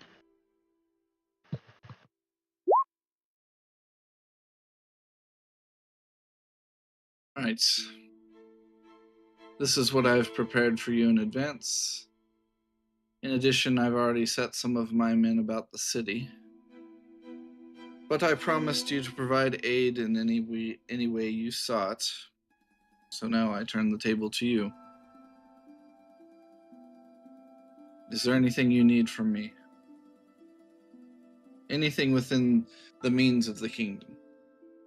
The city's future is at risk. So I will do all I can.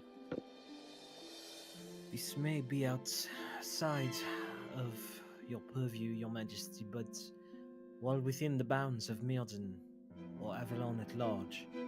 And again, I say this already knowing this may be beyond your ken, but would the use of teleportation magics be open to us? He looks at you carefully.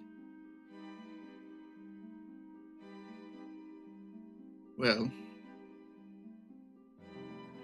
one such as yourself would already be able to take advantage of teleportation magic with the right permissions. I cannot grant this freely, but I might be able to give limited access. Such ability might prove a boon to us if we are in a race against the enemy. He nods. It is not something I can freely give, but I can give you one use of the Argent Spire. Sorry, I stepped away for a sec. And then apparently another second too after that. Are you there? Yeah, can you hear me? I can now.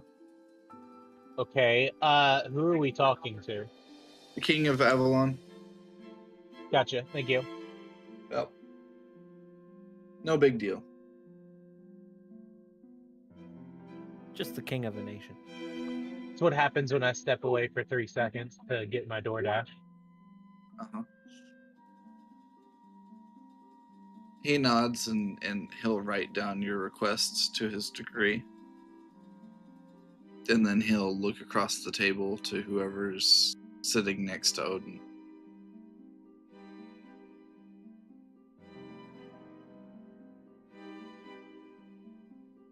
You might have to choose who that is. We have no point of reference. In this case, it's going to be Nura. Yes. That's funny because I actually said, "Oh, Nura's sitting next to him," but my mic was off, so you didn't know. Your mind reading is impeccable. I thought about who would make sense to be sitting next to Odin, and it would have been Nura and then Axel if he were here, but All right.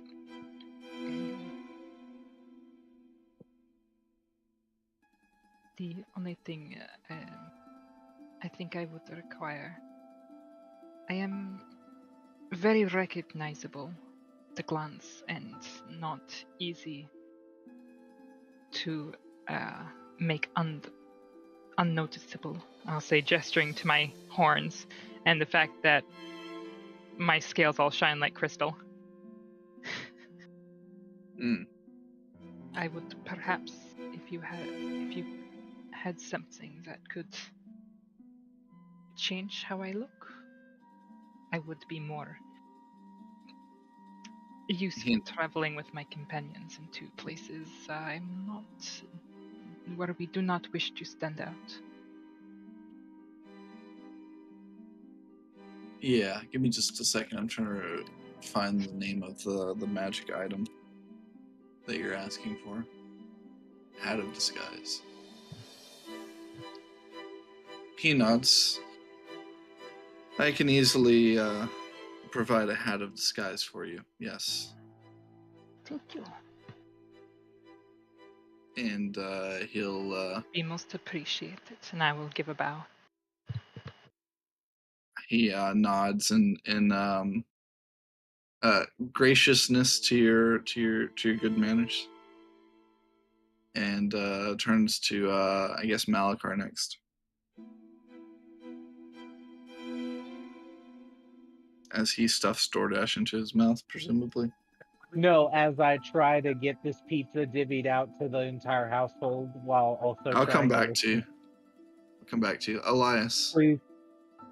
Yes. The king has turned his attention to you.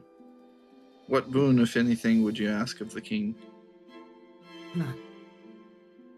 I don't think I have a boon to ask from the king. He offered more than enough. He nods. Very well. And he turns to you, Oral. Well, I appreciate the opportunity, Your Majesty. There is not much that I could realistically ask for, other than perhaps better equipment to further my own studies. He nods. It will be arranged. And he waves his hand and writes something down on his parchment. In place of Elias, I might ask a second boon of you. He looks at you, Odin, and he scowls just a little bit and says, rather greedy for the scion of my neighbor. It is But not. please, It makes no difference whether it is for me or for Malias. It is in service to your kingdom, Your Majesty. he waves his hand as if it was made in jest. There may come a point in time where we require the services of the city guards or Avalonian forces. The ability to issue commands to them may be required. He Otherwise, nods. I do not think they would listen. That badge will do as much for you. Very well.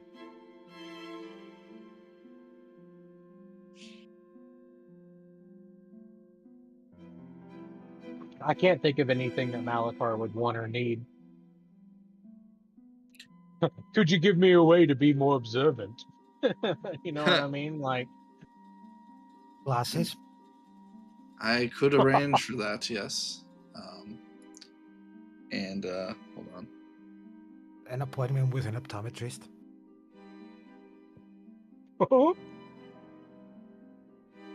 number one or number two? Oh, no, number one. Number one.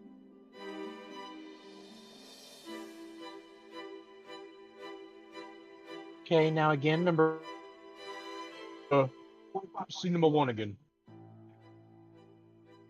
He waves his hand and says, I have something that could help. Malachar bows. All right. And, well, if that is all, well, we all have much work to do. I will have your items brought to you momentarily. He looks to you, Malachar, and who was the other one? To Nura. Nura, you can add if you didn't already, you can add the Hat of Disguise. And Malachar, you can add, what was it? The Eyes of the Eagle. Okay. Which gives advantage on wisdom perception checks that rely on sight.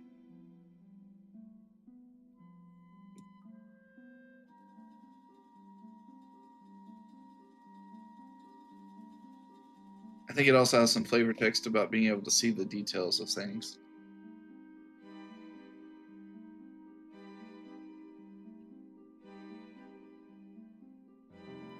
But okay.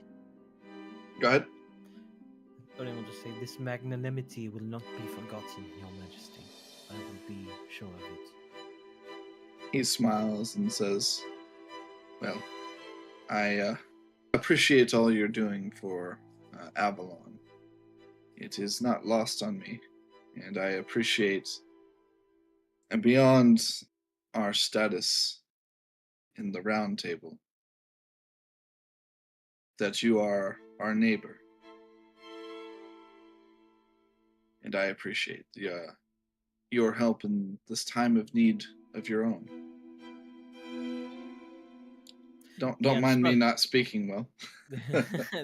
the unspoken agreement there being that, hey, whenever who needs your help, you better show the fuck up, motherfucker. Yeah. There's sort of that unspoken, like, yeah, well, I understand that you're going through hard times as well. All right. Well, that meeting is concluded. You are free now to decide what you want to do with the rest of your day.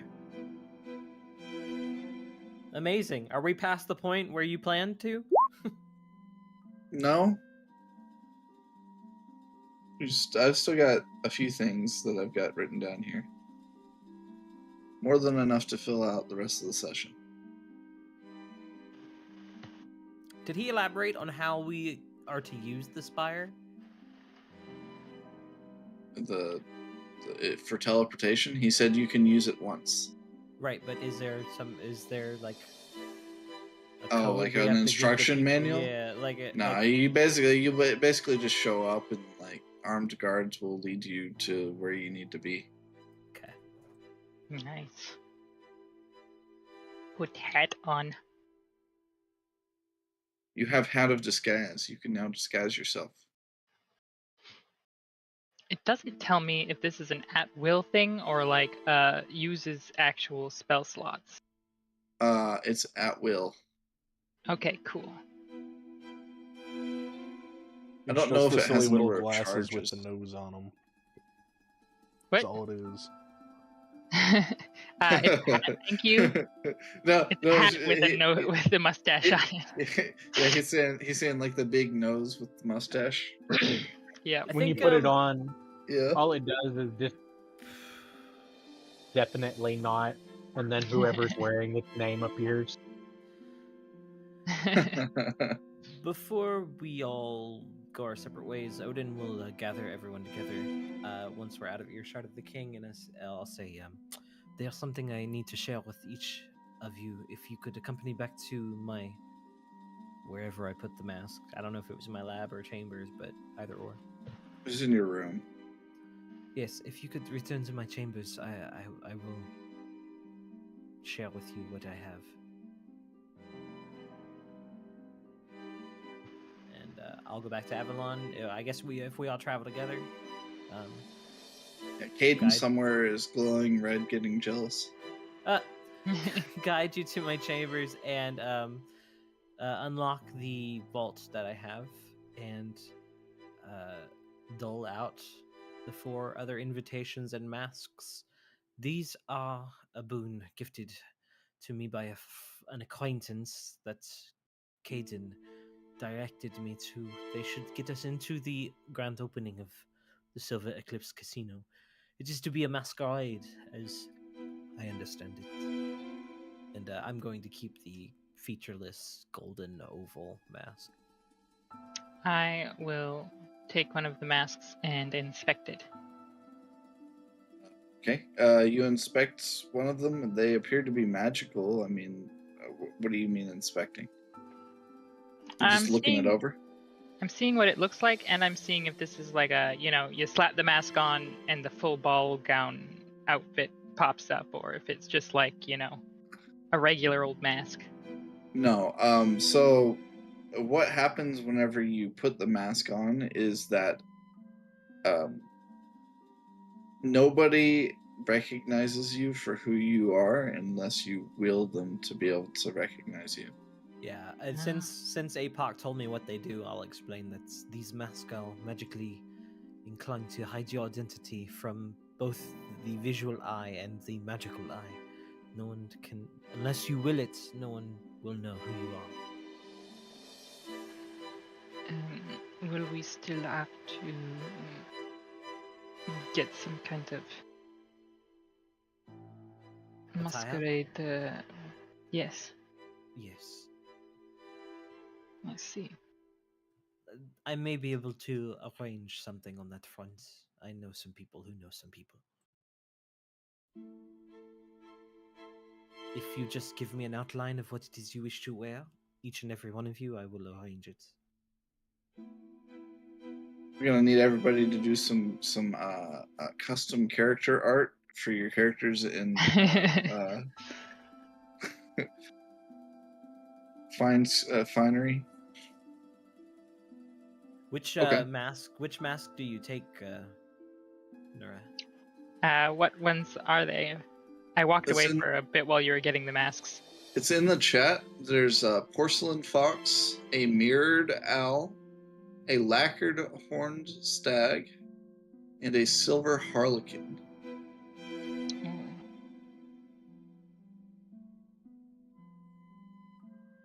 Yes. Where is it in the chat? Like, oh, it's in the in-game chat. In-game chat. Okay, I was looking in the wrong spot. Okay.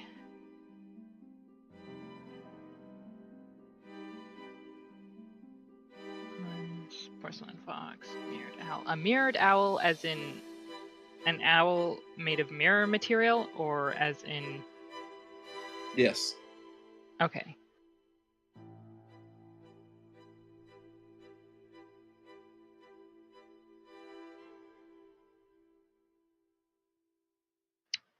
I will take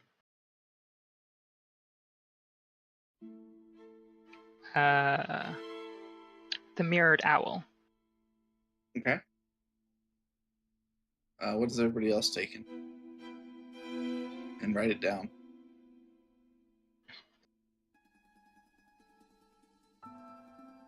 I'm a chaotic character. I'll take the Silver Harlequin. Odin, if you're writing these down, just write all of them so it's all one message. I am. Okay. Elias and Malachar, which ones do you take? You've got the porcelain fox and a lacquered horned stag. I'm gonna take the stag. That leaves Malachar as the porcelain fox. Woohoo! He shrugs and puts it on. Woohoo!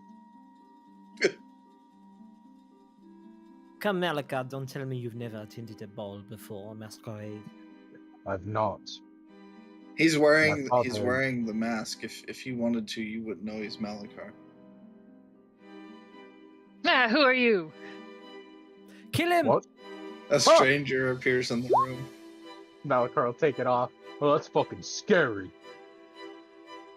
You all look like you were ready to kill me. But no, I've Everyone- not been to any dances. All right. Everyone tackles him on the spot.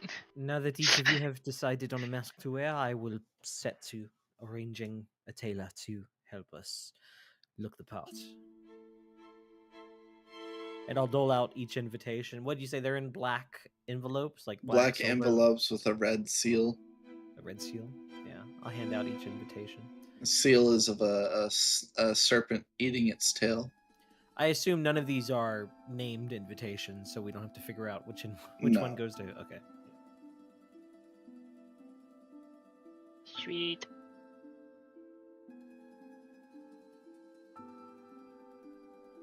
So this is on Wednesday, the opening for the casino, but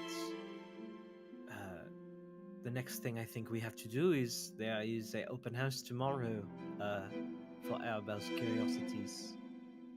Did we all plan to go to that, or just several of us? Some of us. I was planning on going. Say it again. Those of us who went to Arabella's Curiosities before, there's an open house, Malachar, for Arabella's Curiosities. I know some of us investigated there before, but not all of us. And I think it was our wish to return to further our investigation into what the large rabbit contraptions were being used for. And there's some sort of link between Arabella's and the casino that we do not yet understand.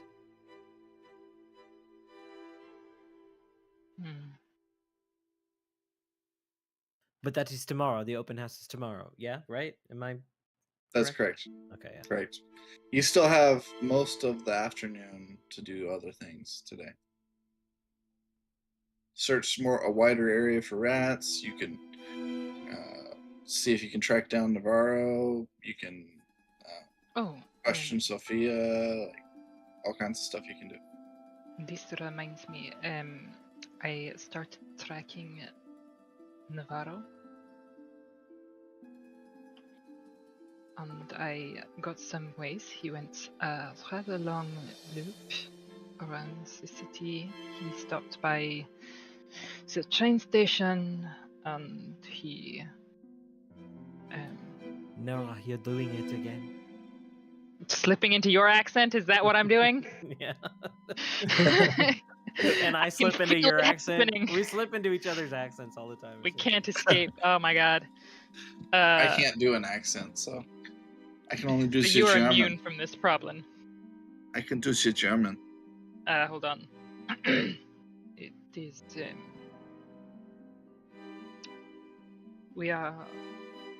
He went to the train station and he went to a warehouse where he brought something silver, as far as I can tell. God, it's right on the edge. I can feel it creeping up on me. Silver, you say? Yes, silver. Oral, did you know? See, oral. I don't. my. French don't roll their R's, man. No, they don't. We've swapped. It's swapped. We've swapped, and we can't get That was out of kind this of hellhole. gross. That was icky. Oral, you said that the junket who recounted to you their sighting of Gareth Blackhorn, they said he was different in some way. Did someone specifically say lycanthropy or some sort of beastiousness to him? That's not a word. I don't believe that was ever mentioned. That was not mentioned. I can Just give that you they the were different. direct quote.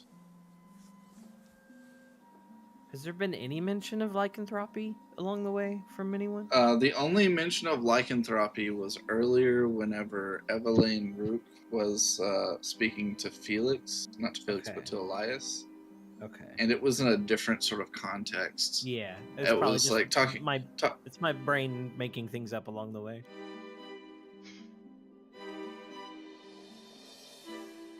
But Silva would suggest some use against some sort of... Apart from an ingredient in spells, or a spell, it would... In the realm of magic, Silva is well known as a... what's the words? Counter-agent to the curse of lycanthropy. I think to vampirism too, right? Is that not correct? Silver does.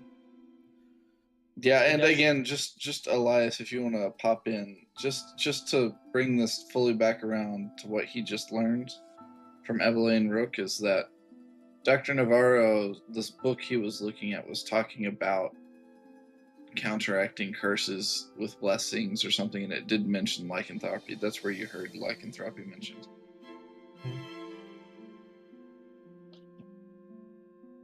It's up to him to bring it up, though. So I followed on the Evelyn Rook thing you were begging me to look for. I did it. And I guess you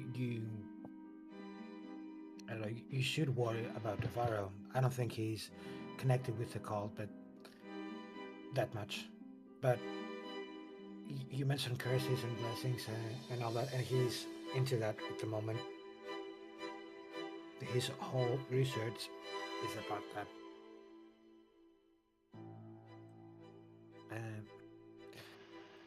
How is it, do you suppose we should look into it, though? I mean, I'll gesture to both Malachar and Nura and say, you've both spoken with Sophia, yes? She does not remember. Did she offer any sort of useful information, or should we speak with her more, or she's just a child and she's probably scared and she's sick and she had nothing else to offer, and I think that pursuing it further will only harm her more. The only question we can ask her is if she ever saw a tome that Navarre had with him, if she can describe it. I just know that it's a leather-bound book. Maybe, she saw something more on it. We could go to She this doesn't. where... Did you? Doesn't recall when she has these visions. Nora, when you followed this trail too, you said there was a warehouse along the way? There is a warehouse. There is also a person he met up with at the train station, stood for quite some time, presumably either waiting for them or talking to them. When you visited this warehouse, did you go inside? Did you investigate it at all? I did go inside and I looked around the area, but I did not speak to anyone. I was a hyena at the time and could not speak. I could have spoken to someone in their mind, but I have gotten adverse reactions to that. That can happen, yes, when you hop into someone's brain. Do you think it would be worthwhile to return to and investigate further? I don't doubt it. It's a place that stores many things. I assume there is somebody there who's a list of some kind of the things that are stored, and if we know where it was, which I do know where it is, we should be able to figure out who stored what there.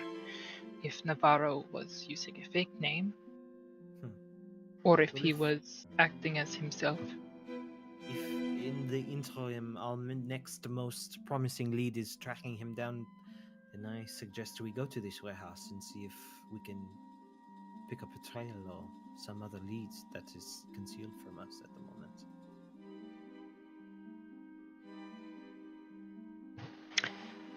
If we want to try and see the journal, talking to you too much. Anyway, if we want to see the journal or get a closer look at the dream, the vision, I could try moving through Sophia's dreams if she is all right with that. Would that pose any risk to you with her condition? I have not thought of such a thing. I Holy wouldn't shit, think... that was fast, dude. What the fuck? Yeah. He already had a base. I know he did. I'm gonna need Anyway. one. Yeah. I'm gonna need one for everybody. Oh, he did that. He did that by the himself. way. Jeez. I was going. I Not gonna literally lie. just gave it my character. I gave ChatGPT my character's art and said, "Do this," and it did it. It even copied my art style. Good Oh Lord. man, you cheater! Hey, look, man. It's a game. I was working on doing mine, but I got stuck on the mask because it was like, oh, a mirrored owl mask, and I was like, drawing mirrors, no. So yeah, what was I saying? Oh yes, Aravina spell plague, danger of infection. I would not think so. If I were going to catch this plague, then I would have already caught it. I am from the correct desert, but not really. I don't think from the area, or else I would have been infected. But I do not know for certain where my bloodline comes from, so perhaps it is close. But I doubt it. If I was going to catch it, I feel like I would have already. As long as you are sure you are not in danger, it might not be. And provided Sophia, I think, gives her consent to such a thing as well, it might not be such a terrible idea to do. But also, do we know have we asked if Sophia's visions always come to fruition?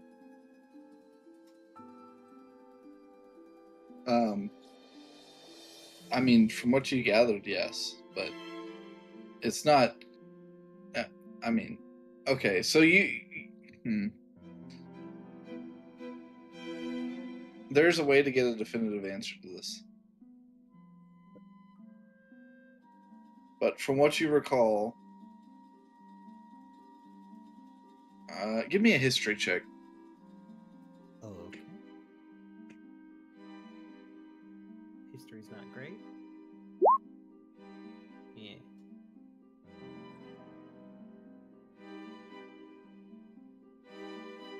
Okay.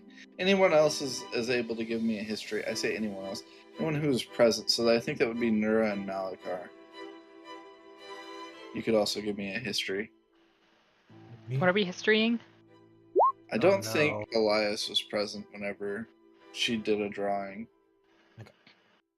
Oh, the drawing. But yeah, 18's good. Sophia doesn't paint the future. Sophia paints a person as they are, but in a different way than, like, It's like laying a person bare, almost. She does not paint futures, she paints truth.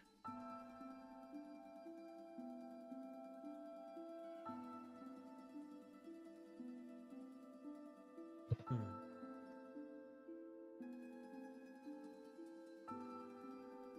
mean, I do not wish to traumatize the girl, but it may be possible or even likely that at some point she may draw the state of her father if she thinks about it. I know she doesn't have control over it, is that correct? I do not know how this magic works. Or this No, plague. That no is correct. control. Even subconsciously? I don't think so. From what I can tell, she has even less control over her brand of magic than I have over my visions.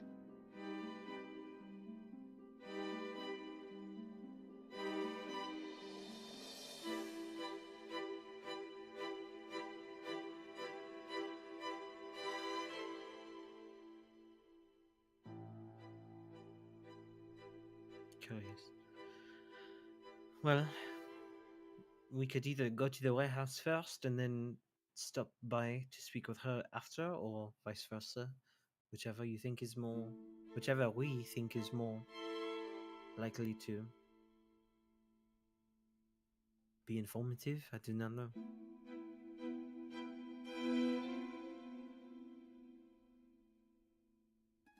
Any other ideas, takers?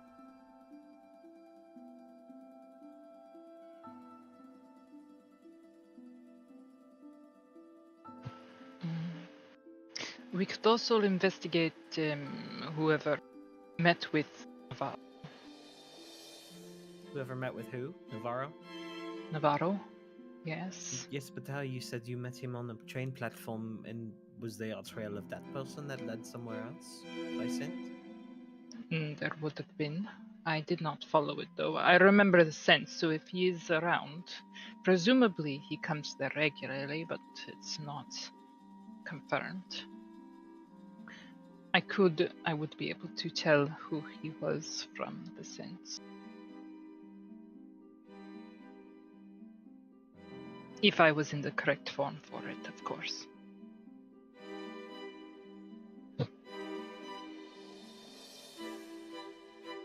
I have not the equipment in this one. Damn it, I fell into your accent again. Did you? Womp womp. Did I? Yeah. It didn't sound like it. Equipment is what I did. Ew. Just right in the Ew. middle. And I was like, damn it, it happened again. I cannot escape it.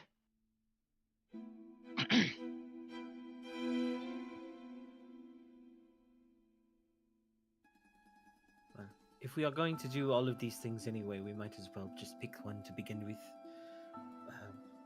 The easiest and quickest, I think, that would be going to Sophia. It might take some time to track down this individual Navarro was meeting with. And as for the warehouse, it could open up a further lead to follow. It's difficult to say what is there, what we might find there.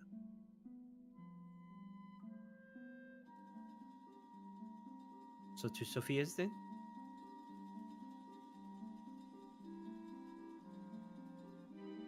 Yeah, so you want to go to Sophia?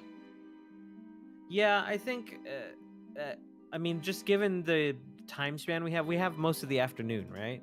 Yep. Or like the latter half of the day. I think the way we should go about it is Sophia, warehouse, and then to the train station to try and pick up the scent of the guy Navarro was meeting with.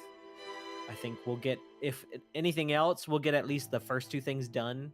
And if we don't find the guy, we can just continue that trail at a different point in time. Will the trail go cold? Will the scent fade? Or here's what. Yeah, the scent could potentially fade. Here's what I want to do though. It seems like we're at a bit of nobody's really throwing. I say nobody. Some people are not throwing a whole lot out there, and I think we can take a we can end the session early here. We'll pick up here next time. And before the next session, I would like you all to agree on what you want to do next. Also, out of character, I don't want to be too metagamey about this, but if you get stuck and you don't know what to do, you can ask questions of Apoc Soul, and he could probably put you on the right track most of the time, but it will cost you. So if you need a cheat code, not to be too metagamey about it, not always, but sometimes he should have answers. You have plenty of leads to follow right now, but if you get stuck, that is terrible. I hate it. That the featureless mask. I fucking love it. That's sick. Just a It is, fingernail. yeah. Oh yeah, the fingernail on the glove. Oh, why? AI. Well, no, I'm not even Alright, talking well- about that. I'm just saying, like, the gold mask is like a. The mask painted itself looks like a It fingernail. looks like a fingernail. Oh, I suppose so. Yeah. I mean, you can see, like, the dent of the nose and the eye sockets. Anyway, I hope you all enjoyed. We'll pick up here next time. Does anybody want to do a recap? Question: do we get to keep these masks after? Will they still? He continue did tell you that they would only function for a limited time, but didn't tell you. He didn't tell you anything further about them. Damn it! I was like, these would be very useful items to have in our inventory. I They think my would be, yeah. character's just gonna keep it because he likes it. Yeah. Same. It doesn't have any magic to it anymore, but fucking hell do I look fetching. Could I conceivably use my brilliant inventor feature to replicate these masks? I would have to think about what the rarity would be. Yeah. But yeah, I mean, it's a magic item. It could be done. I would just have to decide what the rarity is. So for these masks, but they will not disintegrate after they're finished, right? They'll just No, the magic be will just fade unmagical. from them. Yeah. So we can just use them like regular masks. Yes, you could.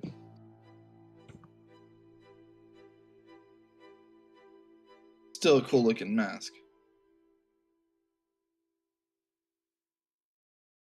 I'm pretty happy with what I got as far as what AI gave me right now. Malakar, I like the third one the most. Me too. I think that's the one I'm gonna end up sticking with. Yeah, I realized turned at out some quite point good.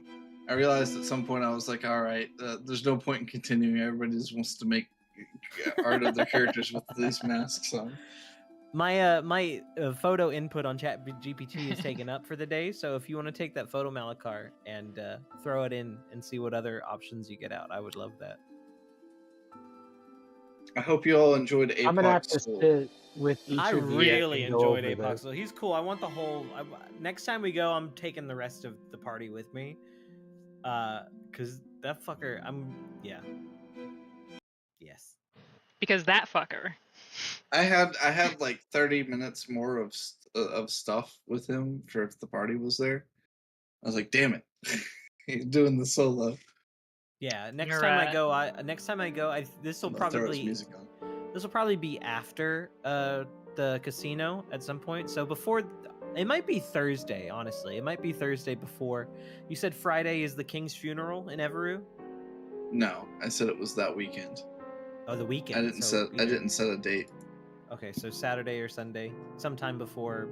All right, but we have Thursday and Friday. So like in that Thursday Friday span, I might, depending on how the casino gig goes, might take everybody back there because yeah, that guy's cool and he knows stuff, and I don't want to be the only one to pay for information. So even though I could probably afford quite a bit of information.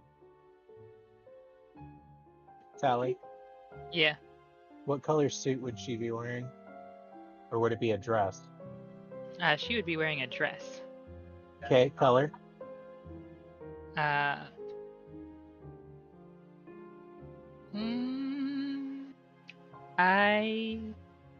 don't know. Silver or blue, maybe? Yeah, I was gonna say if the mask is Silver, silver. probably like a deep blue. She's still got her favorite thing is still stars. A deep blue with stars on it? Like, Ooh, that would be cool. Starry silver owl. Got going on.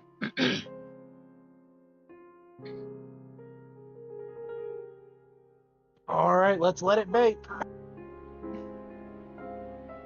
Let man cook.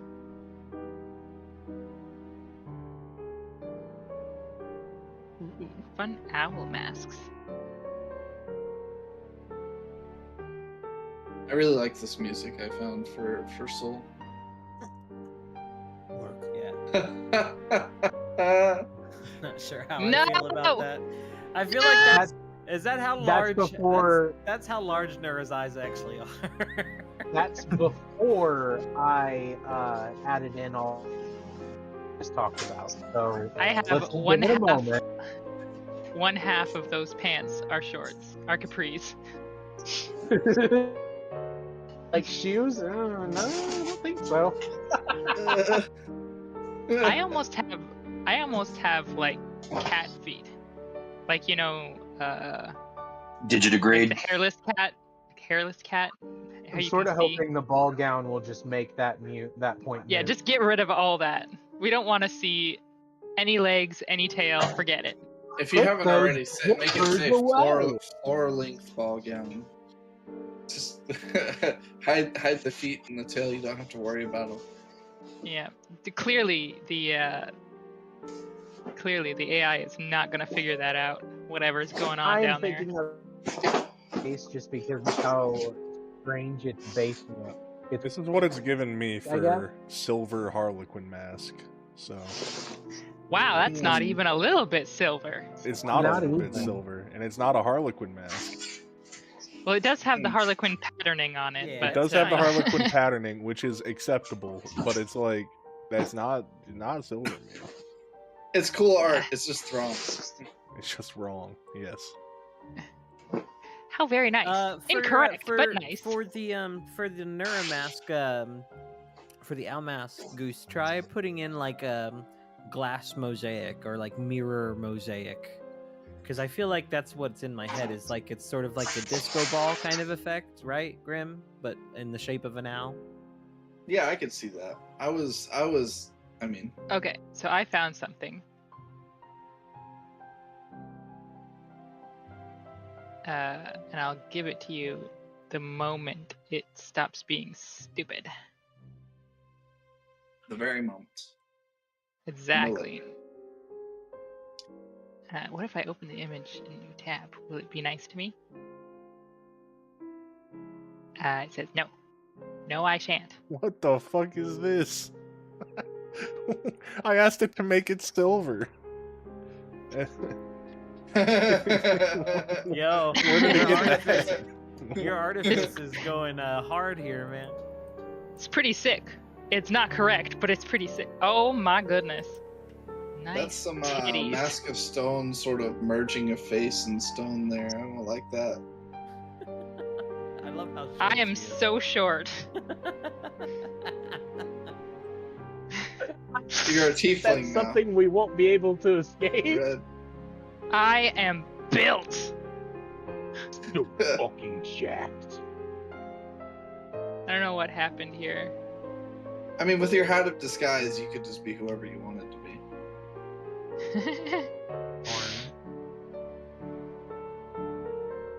Only the real ones will get that. You say Karn? I'm getting this for the owl mask, this sort of like geometric mirror type vibe. Oh, that's cool. That is cool. I'll add that to it after I get it to do part of the shit I want, right? It says no. It so far has, yes, said no to me, and I'm not approving.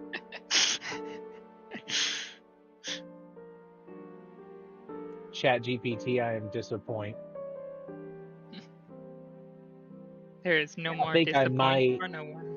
start a new chat to see if it will get rid of Yeah, some using of the you cat.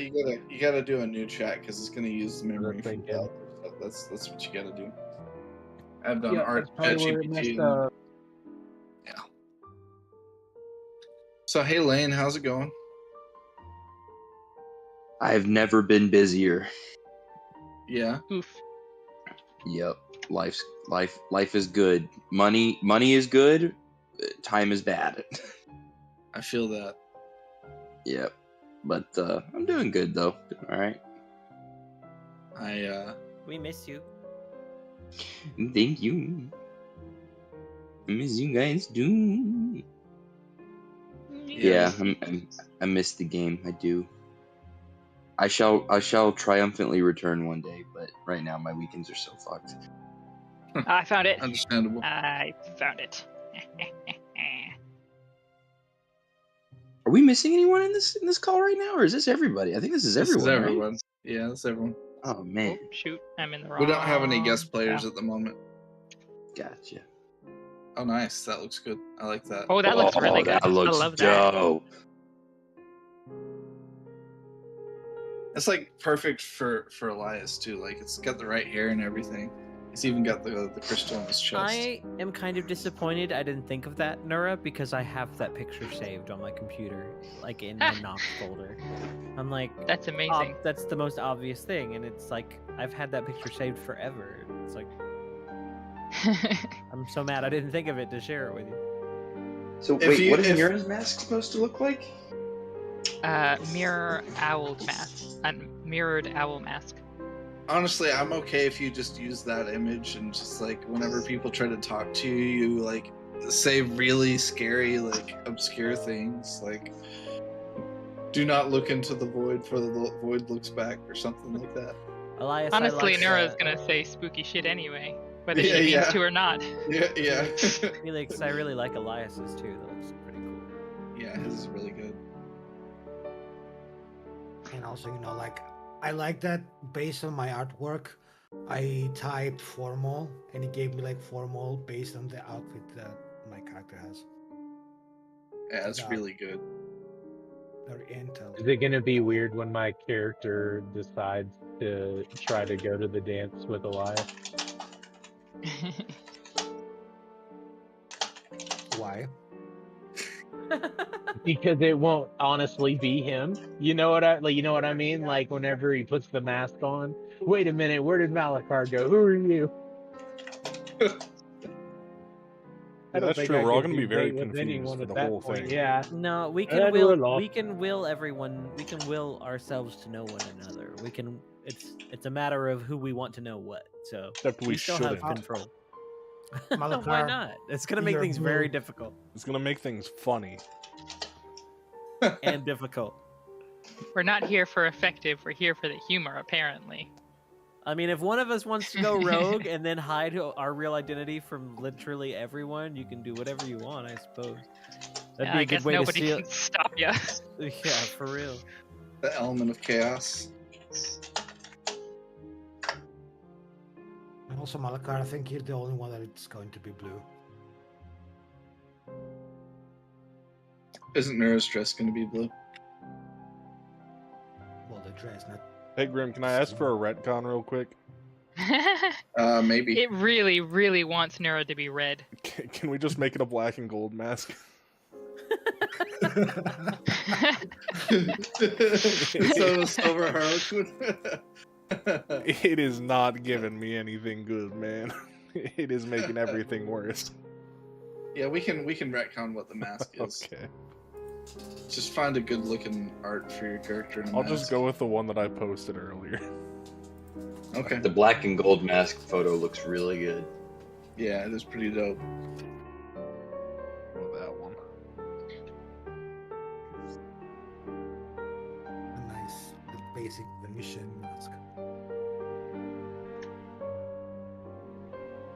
Hey man, it works. Yeah.